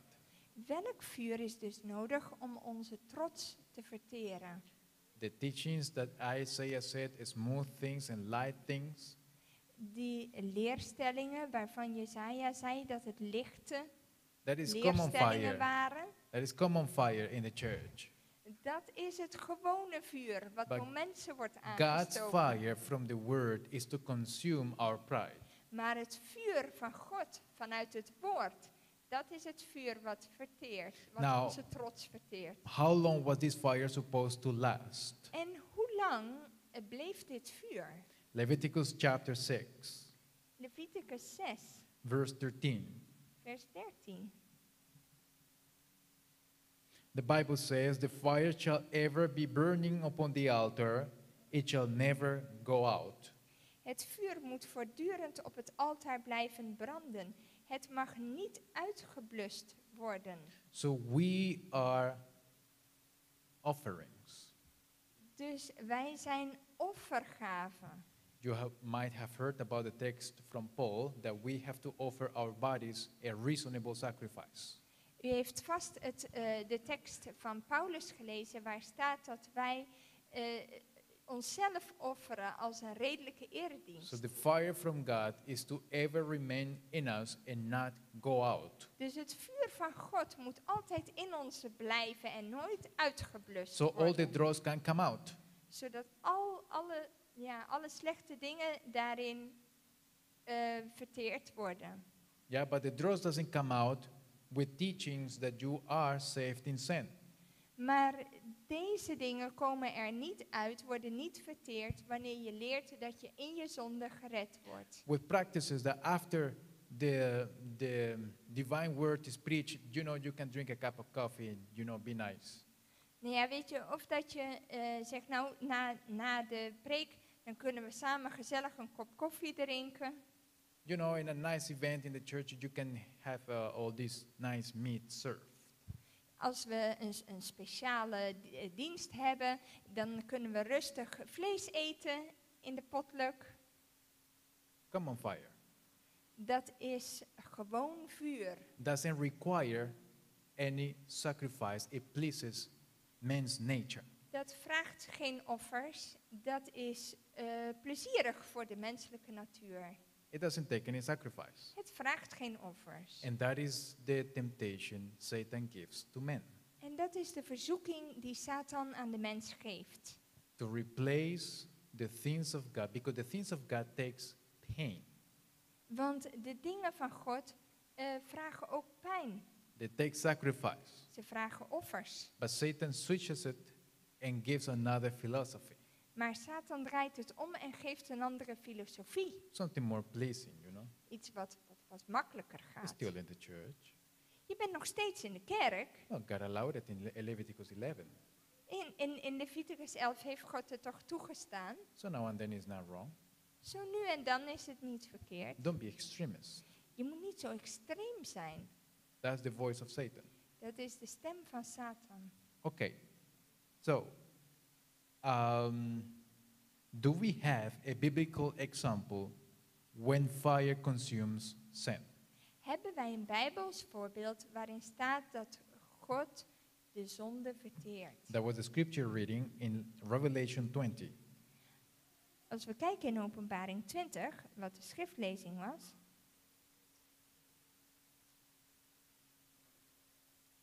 Okay. Revelation 20, verse 9. Openbaring 20, vers 9. And they went up on the breadth of the earth and compassed the camp of the saints about and the beloved city. And fire came down from God out of heaven and devoured them. En zij kwamen op over de breedte van de aarde en omsingelden de legerplaats van de heiligen en de geliefde stad. Maar er daalde vuur van God neer uit de hemel en dat verslond hen. Why are all these people devoured by fire? Waarom worden deze mensen verslonden door vuur? Because they decided not to confess and repent of their sins. Omdat zij vastbesloten waren om zich niet te bekeren van hun zonde en zich daarvan los te maken. When we do that in any situation, Als wij dat doen, in welke situatie dan ook, the damage is not to the other, it's to us. dan lijden we daar zelf schade van. It's to us ourselves. Ja, wij lijden er zelf aan. Because that means I am retaining the sin I refuse to confess, Want dat betekent dat de zonde die ik weiger om te belijden, bij mij blijft, nog steeds aan mij kleeft. which will lead me to the lake of fire.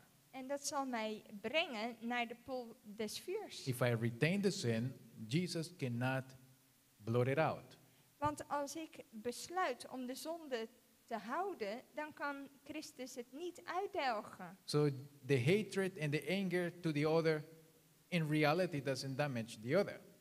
Dus mensen kunnen wel hatelijke opmerkingen naar je sturen, It, maar dam- uiteindelijk beschadigt je dat niet. it damages the possessor. Maar, it. maar wel degene die dat een ander aandoet. You understand that? Begrijpt u dat? All right? And if any person retains it En als iemand met die zonde blijft zitten, in any situation of life, in welke situatie van het leven in ook, any way he may reason, you know, my case is different. want sommige mensen kunnen redeneren en zeggen, ja, mijn geval is anders. No, I see it this way, but you know, Nee, ik zie het zo. no, you will be outside the city of God. Maar het eindresultaat wordt wel dat je buiten de stad zult zijn. So let us confess our sins. Dus laten we onze zonde belijden aan God. Now, the fire of God coming out of him Dus dat vuur van God was not quenching. ging niet uit. What does that mean? Wat betekent dat? If we go to the book of Mark, Als we naar Marcus gaan, chapter 9, Marcus 9, verses 43 to 48. vers 43 tot 48. Notice the Bible says, "And if thy hand offend thee, cut it off. It is better for thee to enter into life maimed than having two hands to go into hell, into the fire that never shall be quenched." Er staat hier, en als uw hand u doet struikelen, hak hem dan af. Het is beter voor u verminkt het leven in te gaan, dan met 2 handen heen te gaan in de hel, in het onuitblusbare vuur. Where their worm dieth not, and the fire is not quenched. Vers 44, waar hun worm niet sterft en het vuur niet uitgeblust wordt. 45. Vers 45, And if thy foot offend thee, cut it off. It is better for thee to enter halt into life than having 2 feet to be cast into hell, into the fire that never shall be quenched. en als uw voet u doet struikelen, hak hem dan af. Het is beter voor u kreupel het leven in te gaan, dan met 2 voeten geworpen te worden in de hel, in het onuitblusbare vuur. Where their worm dieth not, and the fire is not quenched. Waar hun worm niet sterft en het vuur niet uitgeblust wordt. And if thine eye offend thee, pluck it out. It is better for thee to enter into the kingdom of God with one eye, than having 2 eyes to be cast into hell fire. En als uw oog u doet struikelen, werp het dan uit. Het is beter voor u met 1 oog het koninkrijk van God in te gaan, dan met 2 ogen in het helse vuur. Where their worm dieth not, and the fire is not quenched. Geworpen te worden waar hun worm niet sterft en het vuur niet uitgeblust wordt. Okay. Now, is this fire not quenching? Gaat dit vuur dan niet uit? Now, let's connect the text we just read Laten we de tekst verbinden to the book of Judas. naar het boek van Judas. Net voor de openbaring. Judas, verse 7. En vers 7. There is only one chapter, so verse 7. Er is maar 1 hoofdstuk, dus hoofdstuk 1, vers 7. Notice, the Bible says, even as Sodom and Gomorrah and the cities round about them, in like manner, giving themselves over to fornication and going after strange flesh, are set forth an example suffering the vengeance of eternal fire. Evenzo is het met Sodom en Gomorra en de steden eromheen, die op dezelfde wijze als zij hoererij bedreven hebben en ander vlees achterna zijn gegaan.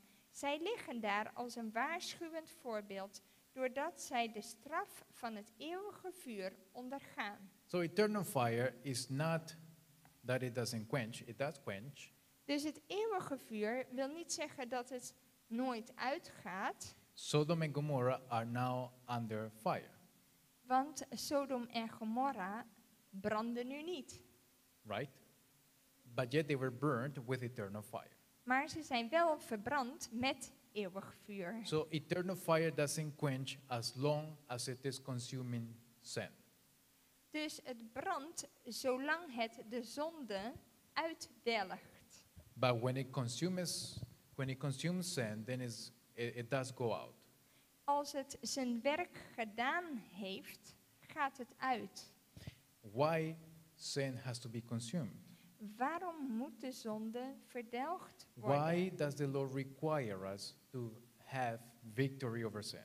Waarom wil de Heer dat wij overwinning over de zonde behalen? Is it because he is demanding? Is dat omdat hij veel eisend is? Or is it just to reach us a good standard? Of om ons tot een goede standaard te brengen. In Isaiah 59, In Jesaja 59, verse 2. vers 2. Isaiah 59, verse 2. Jesaja 59, vers 2. Why does sin have to be consumed? Waarom moet de zonde worden verdelgd? At least one of the reasons why.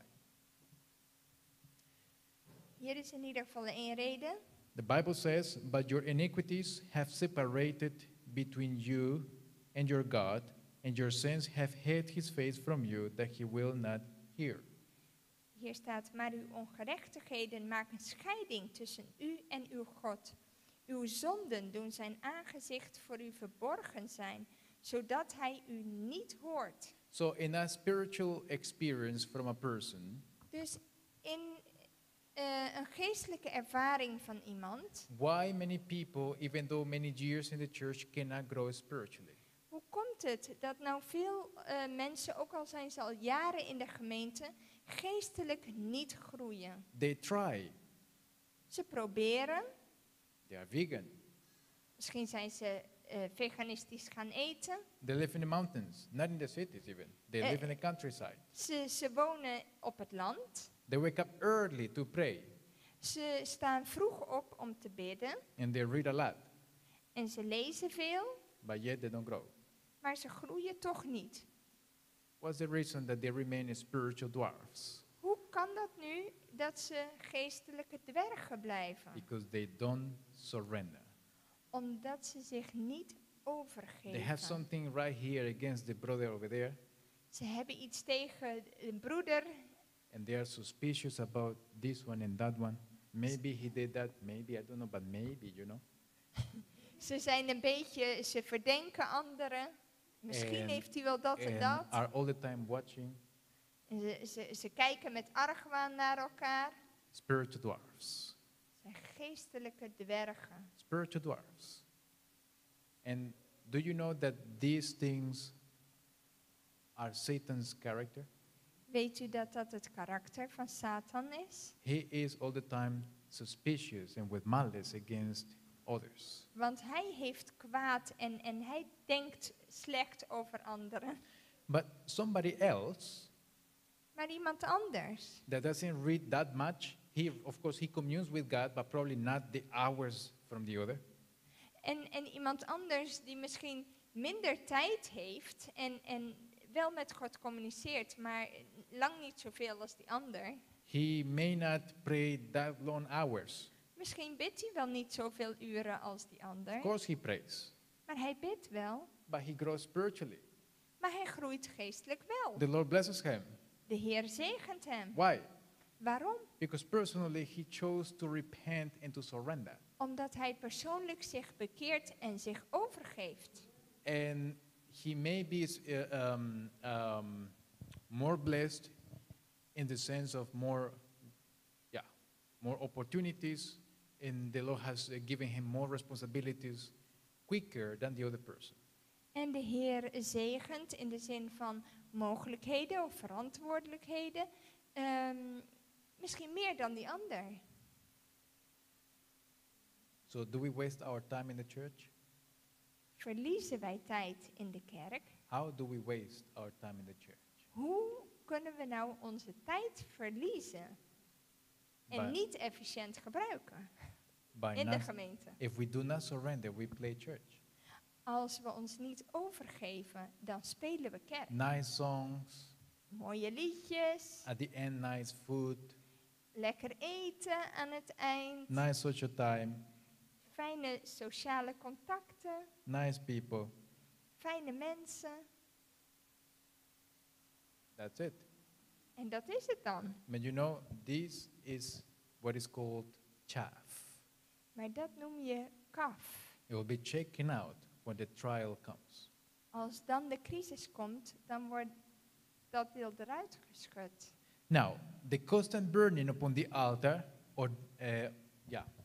Dus dat voortdurende branden op dat altaar, or by the consumption of sin, door het verdelgen van de zonde, caused an accumulation of ashes. bracht natuurlijk ook heel veel as met zich mee, praktisch gezien. The removal of the ashes was directed by the Lord. En deze as moest ook worden afgevoerd en dat was door de Heer zo bestemd. To be done in a manner to typify a portion of the final work of Christ. En de manier waarop dat gedaan werd, stelde voor wat Christus doet. Where does the ashes were to be removed? Waar moest die as worden gebracht? In Leviticus chapter 6. In Leviticus 6. Are you there? Bent u daar?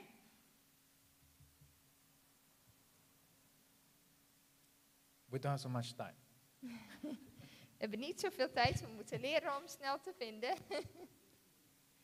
Leviticus chapter 6, verse 10. Leviticus 6, vers 10. The Bible says, "And the priest shall put on his linen garment and his linen breeches, shall he put upon his flesh, and take up the ashes which the fire has consumed with the burnt offering on the altar, and he shall put them beside the altar." De priester moet dan zijn linnen kleed aandoen en een linnen broek over zijn lichaam aantrekken.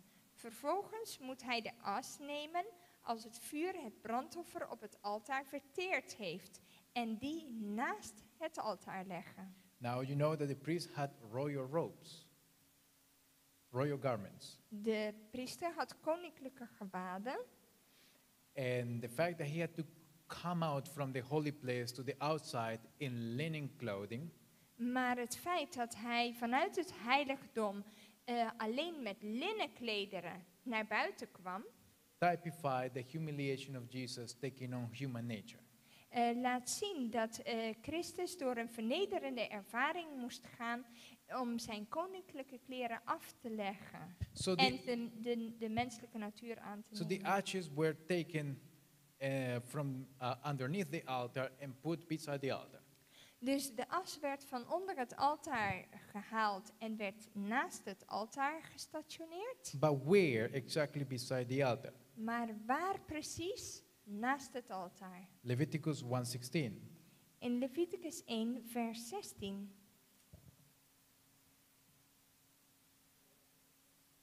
The Bible says, "And he shall pluck away his crop,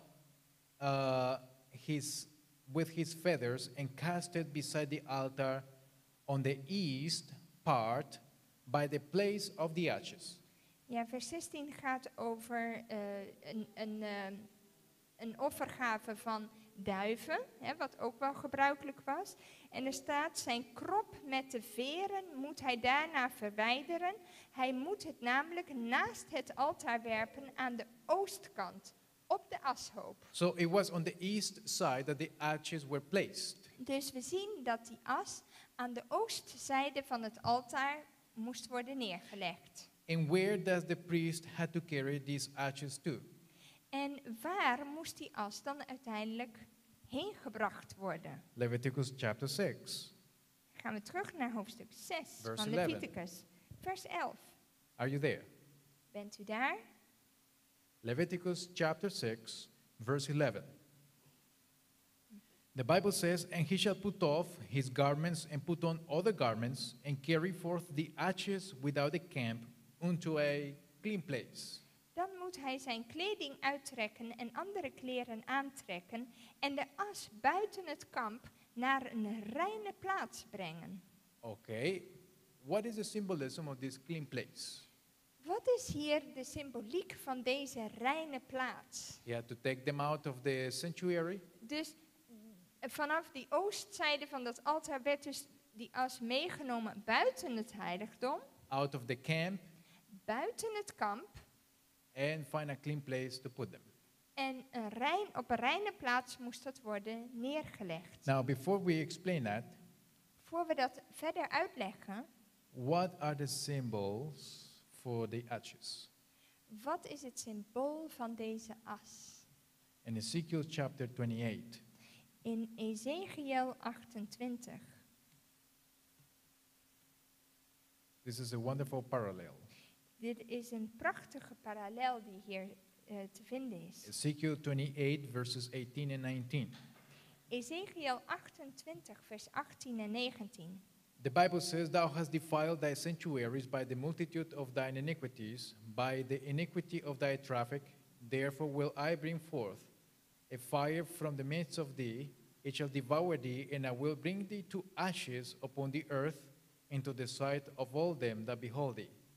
Vanwege de overvloed van uw ongerechtigheden door uw oneerlijke handel ontheiligde u uw heiligdommen. Daarom deed ik een vuur uit uw midden oplaaien en dat verteerde u. Ik maakte u tot een hoop as op de grond, voor de ogen van allen die naar u keken. All they that know thee among the people shall be astonished at thee. Thou shalt be a terror, and never shalt thou be any more. Allen onder de volken die u kennen zijn ontzet over u. U bent een voorwerp van verschrikking geworden en u zult niet meer bestaan tot in eeuwigheid. So who represents ashes? Dus wie stelt die as voor? Satan. Dat is Satan hier. Why is he ashes? Waarom is hij as geworden?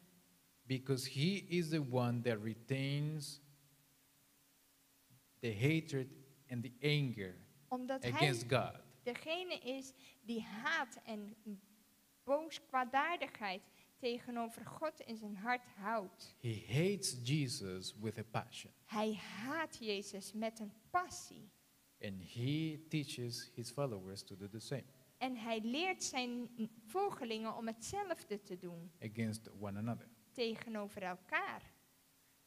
One day, after watching many problematic situations in ministries, Op een dag toen ik heel veel problematische ervaringen had gezien in instituten, how people were reacting against one another. hoe mensen met elkaar omgingen. And after a long time, I watched demonic possession. En na lange tijd zag ik ook demonische belasting in deze mensen. What the demon was doing, not a person, the demon, against others and so. En wat demonen deden tegenover anderen. And the behavior of the demon reminded me of the people in the church. En het gedrag van die demon deed me denken aan gedrag van mensen in de kerk. Doing exactly the same. En ze deden precies hetzelfde. So do we understand that Beg- when we behave like this and we do things like that we are reflecting Satan's character? Begrijpen wij dat wanneer wij dat nadoen, dat wij dan het karakter van Satan reflecteren? And that's why he's going to be ashes. En daarom zal hij as worden. And those who follow his example, En diegenen die zijn voorbeeld volgen, aware or unaware, of ze dat bewust zijn of niet, will be ashes too. zullen ook tot as worden. Let's see Malachi. Dat is wat we zien in het boek Maleachi. You know, some say, I was not aware. Sommige mensen zeggen, oh, maar ik wist er niet van. But yet they don't do effort to investigate or examine themselves to see, if it was right or wrong. They Maar- just leave it like that and I'm not aware. Maar ze doen het heel gemakkelijk af om te zeggen van, oh, ik wist er niet van. Maar ze deden ook geen moeite om het uit te zoeken hoe het dan wel zat. Malachi chapter 4, Maleachi 4, verses 1 and 3. vers 1 en 3. For behold, the day cometh that shall burn as an oven, Want zie, die dag komt, brandend als een oven. and all the proud, Dan zullen alle hoogmoedigen. who? Wie? Now who is proud? Wie zijn deze hoogmoedigen? Have you heard about the pride of opinion? Heeft u gehoord over de trots van opinie? Now I give you an example. Ik geef een voorbeeld. I think this way. Ik denk zo. When I read the Bible saying differently, En okay. ik zie dat de Bijbel iets anders schrijft. Or the spirit of prophecy saying differently about that Degene- same point, Of de geest der profetie zegt iets anders daarover. then I say, I don't look at it that way. En dan zeg ik nee, maar zo kijk ik er niet naar. That leads to the lake of fire. Dat leidt ons naar de poel des vuurs. And that is the pride of opinion. Dat is de trots van onze eigen meningen. Your views Hoe wij het zien. how you look at things, Hoe wij naar dingen kijken. how you feel about things. Hoe je je voelt over dingen. But these people like that don't look to the Bible and they don't ask the Lord, how should I look at this or that? Maar ze gaan niet tot God en vragen niet, Heer, hoe moet ik dit zien? People like that will be turned to ashes En het eindresultaat ervan is as, unless they repent. tenzij ze zich bekeren. Notice, in all the proud, yea, in all that do wickedly. En er staat, dan zullen alle hoogmoedigen en allen die goddeloosheid doen, Shall be stubble, and in the day that cometh shall burn them up, saith the Lord of hosts, ja, ze that it shall zullen, leave them neither root nor branch. ze zullen stoppels worden en de dag die komt zal ze in vlam zetten, zegt de Heere van de legermachten, die van hen wortel nog tak zal overlaten. Verse 3. Vers 3. And ye shall tread down the wicked, for they shall be ashes under the soles of your feet in the day that I shall do this, saith the Lord of hosts. U, dat zijn de rechtvaardigen in de context, zult de goddelozen vertrappen. Voorzeker stof zullen zij worden onder uw voetzolen op die dag die ik bereiden zal, zegt de Heere van de So legermachten. the Lord wants to save everybody. De Heer wil dus iedereen redden. That is his choice. That is his will. Dat is zijn wil, dat is zijn keuze. The question now is it your choice? Maar de vraag is het uw keuze? Is it your choice to repent? Is het uw keuze om zich te bekeren? Is it your choice to humble down? Is het uw keuze om u te vernederen? Is it your choice to take a private time and, think about things? Is het uw keuze om een tijd te nemen en rustig de dingen te overdenken? Lord, I did this, I did that, I said this, I said that. Heer, ik heb dit gedaan, ik heb zo gedacht. Please give me the strength to correct it Geef mij alstublieft de kracht om dit te corrigeren and to ask for forgiveness. en om vergeving te vragen. And so you will be saved if you do this. Als je dat doet, zul je gered worden. If you refuse, Als je weigert, the Lord respects your decision. dan zal de Heer uw keuze respecteren. But decisions have consequences, Maar keuzes hebben wel consequenties. for good or for evil. Voor goed of voor kwaad. So the ashes represent Satan and Dus, his followers, whether aware or unaware. dus de as stelt Satan en zijn volgelingen voor, die halstarrig bij hun standpunt Because blijven. many people that struggle with these things, they are not purposefully following Satan. They don't mean to say, I follow Satan. En er zijn veel mensen die niet echt zeggen van, of duidelijk zeggen van, ik volg Satan. Hè? Right? Who Dat is is saying toch that? zo? Dat zegt bijna niemand, toch? Nobody, right? But nevertheless, Maar toch, by revealing the fruits of his character, door het openbaren van zijn vruchten in his hun leven, choices and his decisions, zijn keuzes, you become a follower whether you believe it or not, word je een volgeling van Satan. whether aware or Praktisch. unaware. Ook al kom je daar misschien niet duidelijk vooruit. So there is no gray area. Of ben je dat bewust, dus er is geen grijs vlak. There is no something that you can make something in between. Ja, er is geen tussenweg in die zin. Unfortunately, not for this aspect. Ja. Now, okay, so Satan represents ashes, but also his followers. Dus Satan stelt die as voor en ook zijn volgelingen. And when the New Jerusalem comes down from heaven, En wanneer het nieuwe Jeruzalem naar beneden komt and fire devours Satan and all his host, en vuur Satan en zijn volgelingen verteert, the fire is not quenched until it purifies the earth. wordt dat vuur niet uitgeblust totdat de hele aarde gereinigd is. And a new earth or a clean place comes out of it. En daaruit komt een reine plaats. And that is the representation. En dat is wat de voorstelling van die as die naar een reine plaats moest A worden new gebracht. earth or a clean place. Een nieuwe aarde of een reine plaats. Very important to understand. Heel belangrijk om te begrijpen. Which shows that the sanctuary has direct parallels with the book of Revelation and Daniel. Wat laat zien dat het heiligdom directe parallellen heeft met het boek Daniel en Openbaring. It's the foundation of our faith. Het is het fundament van ons geloof. You know, if you don't understand sanctuary, Als u het heiligdom niet begrijpt. some say, yeah, I'm Adventist. Sommigen zeggen, ja, ik ben Adventist. Oh, can you explain this and that is the sanctuary? Oh no, the pastor is there. Kun je dan dit of dat uitleggen van het heiligdom? Nee, daarvoor is de predikant.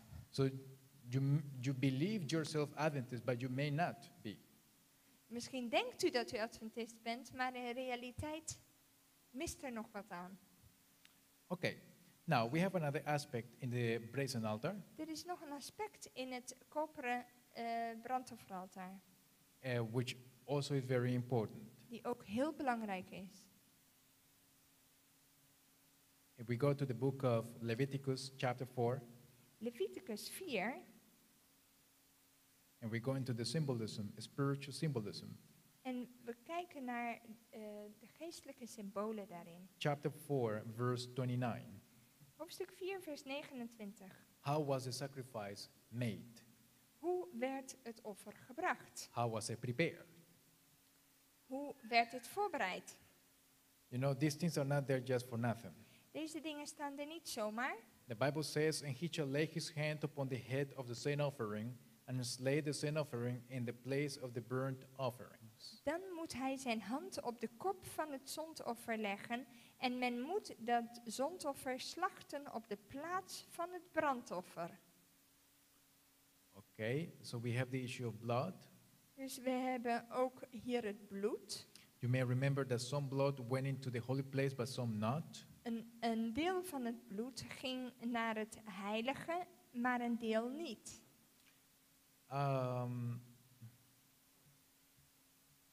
Let's see. There were certain types of offerings or sacrifices. Er waren verschillende soorten offers. Some of these bodies were burnt outside the camp. Sommige offers werden buiten het kamp verbrand. Usually the body of the offering was not burnt on the altar. Vaak werd het karkas niet op het altaar verbrand. Have you seen those pictures with lambs on the brazen altar? Heeft u in plaatjes zie je vaak dat op het brandofferaltaar zie je een lammetje enzovoort. Those pictures are not biblical. Maar dat zijn geen bijbelse plaatjes. Leviticus chapter 4, Leviticus 4, verse 7. vers 7. The Bible says, and the priest shall put some of the blood upon the horns of the altar of sweet incense before the Lord. De priester moet een deel van het bloed strijken op de horens van het altaar voor het geurige reukwerk, Which is in the tabernacle of the congregation, and shall pour all the blood of the bullock at the bottom of the altar of the burnt offering, which is at the door of the tabernacle of the congregation. dat in de tent van ontmoeting staat voor het aangezicht van de Heere. En hij moet al het overige bloed van de jonge stier uitgieten aan de voet van het brandofferaltaar dat bij de ingang van de tent van ontmoeting staat. Verse 18. En vers 18. And he shall put some of the blood upon the horns of the altar, which is before the Lord, that is in the tabernacle of the congregation, and shall pour out all the blood at the bottom of the altar of the burnt offering, which is at the door of the tabernacle of the congregation. Ja, hier zie je ook weer een deel van het bloed moet hij dan op de horens van het altaar strijken dat voor het aangezicht van de Heere is in de tent van ontmoeting. En al het overige bloed moet hij uitgieten aan de voet van het brandofferaltaar dat bij de ingang van de tent van ontmoeting staat. Verse 25.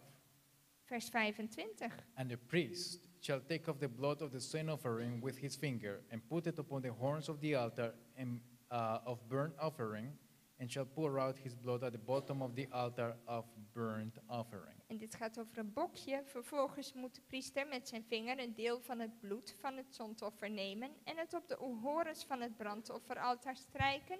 Hij moet het overige bloed aan de voet van het brandofferaltaar uitgieten. So the blood was collected. and poured out at the bottom of the altar.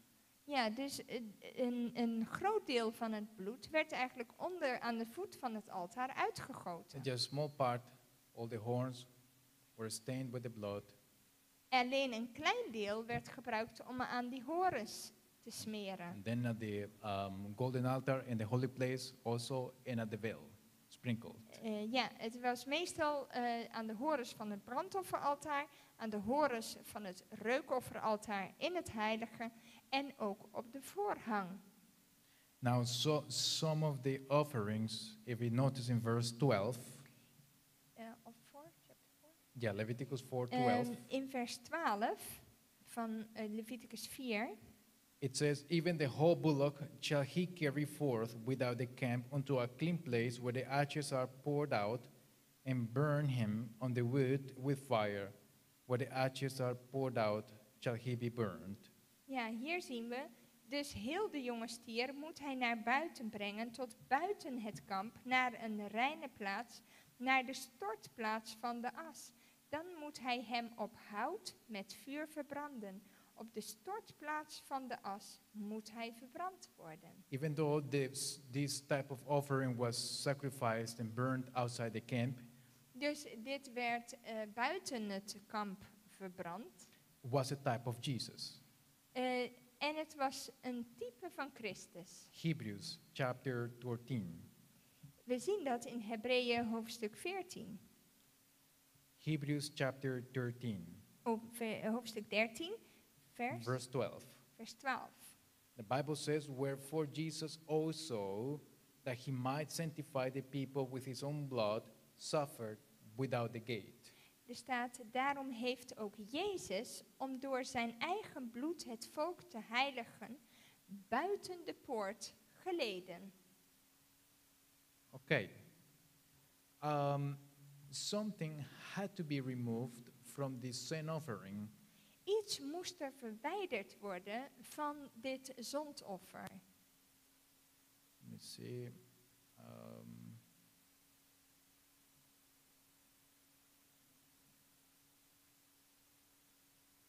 Okay. Go here. Yeah, Leviticus chapter 7. Ga terug naar Leviticus, hoofdstuk 7. Leviticus chapter 7. What had to be removed from the bodies of the animals? Wat werd er van deze lichamen van deze dieren weggenomen? Verses 30 and 31. Vers, which one? 30 and 31. Oké, vers 30 en 31. The Bible says, "His own hands shall bring the offerings of the Lord made by fire. The fat with the breast it shall he bring, that the breast may be waved for a wave offering before the Lord." Ja, eigenhandig moet hij de vuuroffers van de Heere brengen. Het vet aan het borststuk moet hij met dat borststuk brengen, om het als een beweegoffer voor het aangezicht van de Heere te bewegen. 31, "And the priest shall burn the fat upon the altar, but the breast shall be Aaron's and his sons." De priester moet vervolgens het vet op het altaar in de rook laten opgaan, maar het borststuk is voor Aaron en zijn zonen. Leviticus chapter 4, Leviticus 4, verses 8 and 9. vers 8 en 9. The Bible says, "And he shall take off from it all the fat of the bullock for the sin offering, the fat that covereth the inwards, and all the fat that is upon the inwards." Er staat, verder moet hij al het vet van de jonge stier van het zondoffer omhoog heffen, het vet dat de ingewanden bedekt en al het vet dat aan de ingewanden vastzit. And the 2 kidneys, and the fat that is upon them, which is by the flanks, and the caul above the liver, and the kidneys it shall he take away. Dan de beide nieren met het vet dat eraan vastzit, tegen de lendenen aan, en de kwap aan de lever, die hij tegelijk met de nieren moet verwijderen. Question: Vraagje. Why the fat had to be taken away from the inwards of the animals? Waarom moest dat vet van die ingewanden van die dieren allemaal weggenomen worden. We cannot think, this is how God wanted it, so they did it. We kunnen niet zomaar denken, ja, dit is wat God zei, dus daarom zal het wel. Everything has a reason. Want het heeft een reden. So what's the reason? Wat is de reden? Waarom werd dat gedaan? Psalms chapter 37. In Psalm 37. Psalm 37. Psalms 37 verse 20. Vers 20. The Bible says, "But the wicked shall perish, and the enemies of the Lord shall be as the fat of lambs." Okay, I have to translate this verse because in het Nederlands wordt het niet helemaal goed vertaald. Er staat, maar de goddelozen komen om. De vijanden van de Heere zijn als het kostbaarste van de lammeren. In het Engels staat als het vet van de lammeren. Zij verdwijnen, in rook zullen zij verdwijnen. Isaiah 43 In Jesaja 43,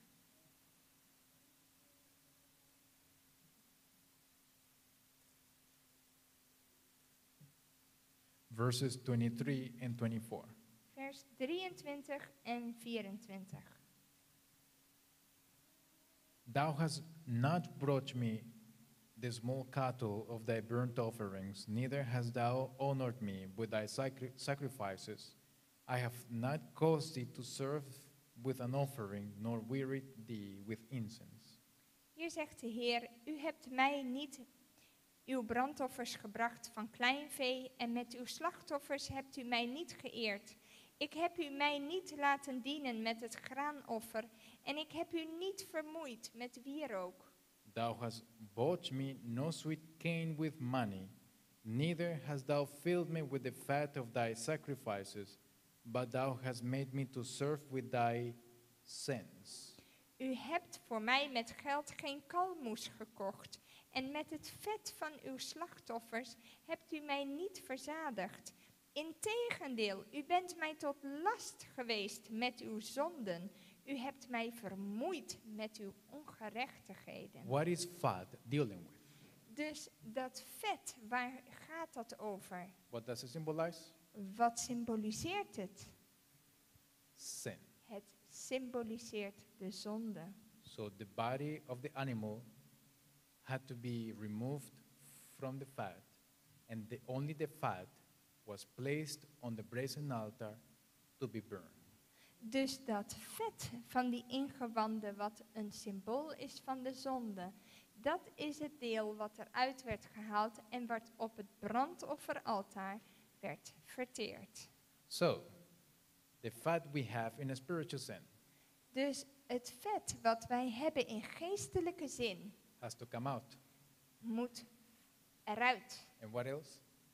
En wat nog? It has to be burned Het moet verbrand worden with everlasting fire. met eeuwig vuur. Not common fire, Niet menselijk Not with the vuur. smooth things in the church and, let's be together and be, together. En niet met al die zachte dingetjes in de kerk. Nee. Every time that truth is suppressed, given a light messages. Dat de waarheid onderdrukt wordt en dat lichte boodschappen die goed klinken worden gebracht. That common fire doesn't burn anything. Want dat soort vuur verbrandt niets. It makes you warm and comfortable in the chair of sin. Het maakt u warm en comfortabel in de stoel der zonde. Nice and warm, Het is lekker warm. right? But Maar that kind of situation leads to the lake of fire. dat leidt tot de poel des vuurs. The fat has to be burned. Het vet moet worden verbrand. Sin has to come out. Zonde moet weg. Repentance has to be a habit Bekering. of ours. Bekering is belangrijk. To many people, it's very hard to say, forgive me. It's very hard for them. Voor veel mensen is het moeilijk om te zeggen, vergeef mij, ik zat fout. Some prefer to die than to do it. Sommigen willen liever sterven dan dat te doen. And unfortunately, been in some funerals, En ongelukkigerwijs, ik ben al in wat begrafenissen geweest. or before the person dies when he's at the hospital, En iemand is vlak, ligt op sterven, is in het ziekenhuis. I've prayed. I've prayed and asked the Lord, let's see if the person on his deathbed is going to confess and repent. En ik heb me vaker afgevraagd, gaat deze persoon zich nu werkelijk bekeren op zijn sterfbed? Nope. Maar heel veel zijn dan nog te trots And I om te wonder, doen. well, what kind of decision is this? Wat voor keuze maak je dan? Do people prefer to keep their own opinion in exchange of eternal life? Wil je liever aan je eigen mening vasthouden en het eeuwige leven daarvoor prijsgeven? They keep their pride to death. Ze houden hun trots tot in de dood. And there is a sure outcome on that situation. En er is een duidelijke uitkomst in deze situatie. Only the Lord knows, and He is the judge. De But the Bible Heer- is clear. De Heer weet hoe het staat en Hij kent iedere mens. Maar de Bijbel is er wel duidelijk over. In that situation, the Lord doesn't plan it for you, nor for me. Huh? That situation, the Lord doesn't plan it Ja, de for Heer- you, nor for me. De Heer plant deze situatie niet voor u en voor mij. It's your choice. Maar het is onze eigen keuze. You decide. Want wij beslissen. May God bless you. Mogen God u zegenen. Let's pray. Laten we bidden.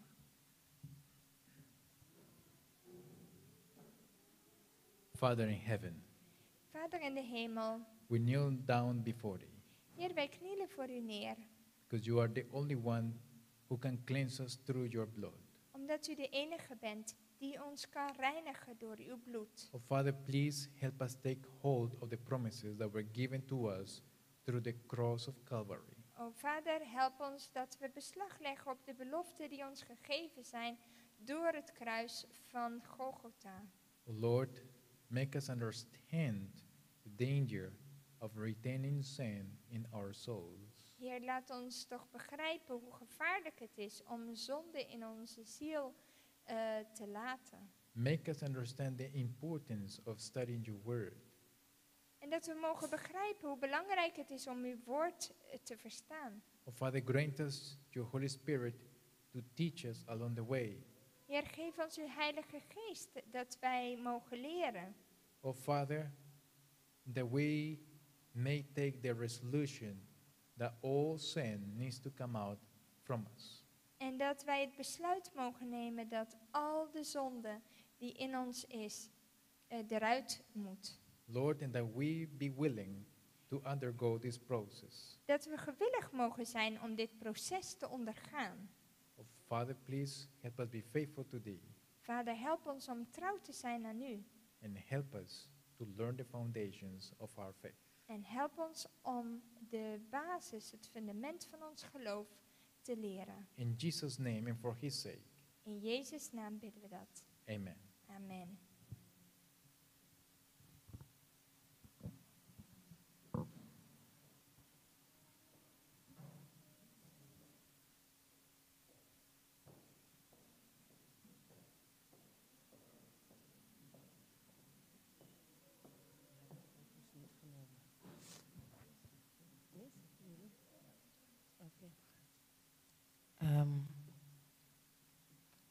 Nós quero agradecer a Ture Romana, nós quero agradecer pastor pa tremendo predicashi.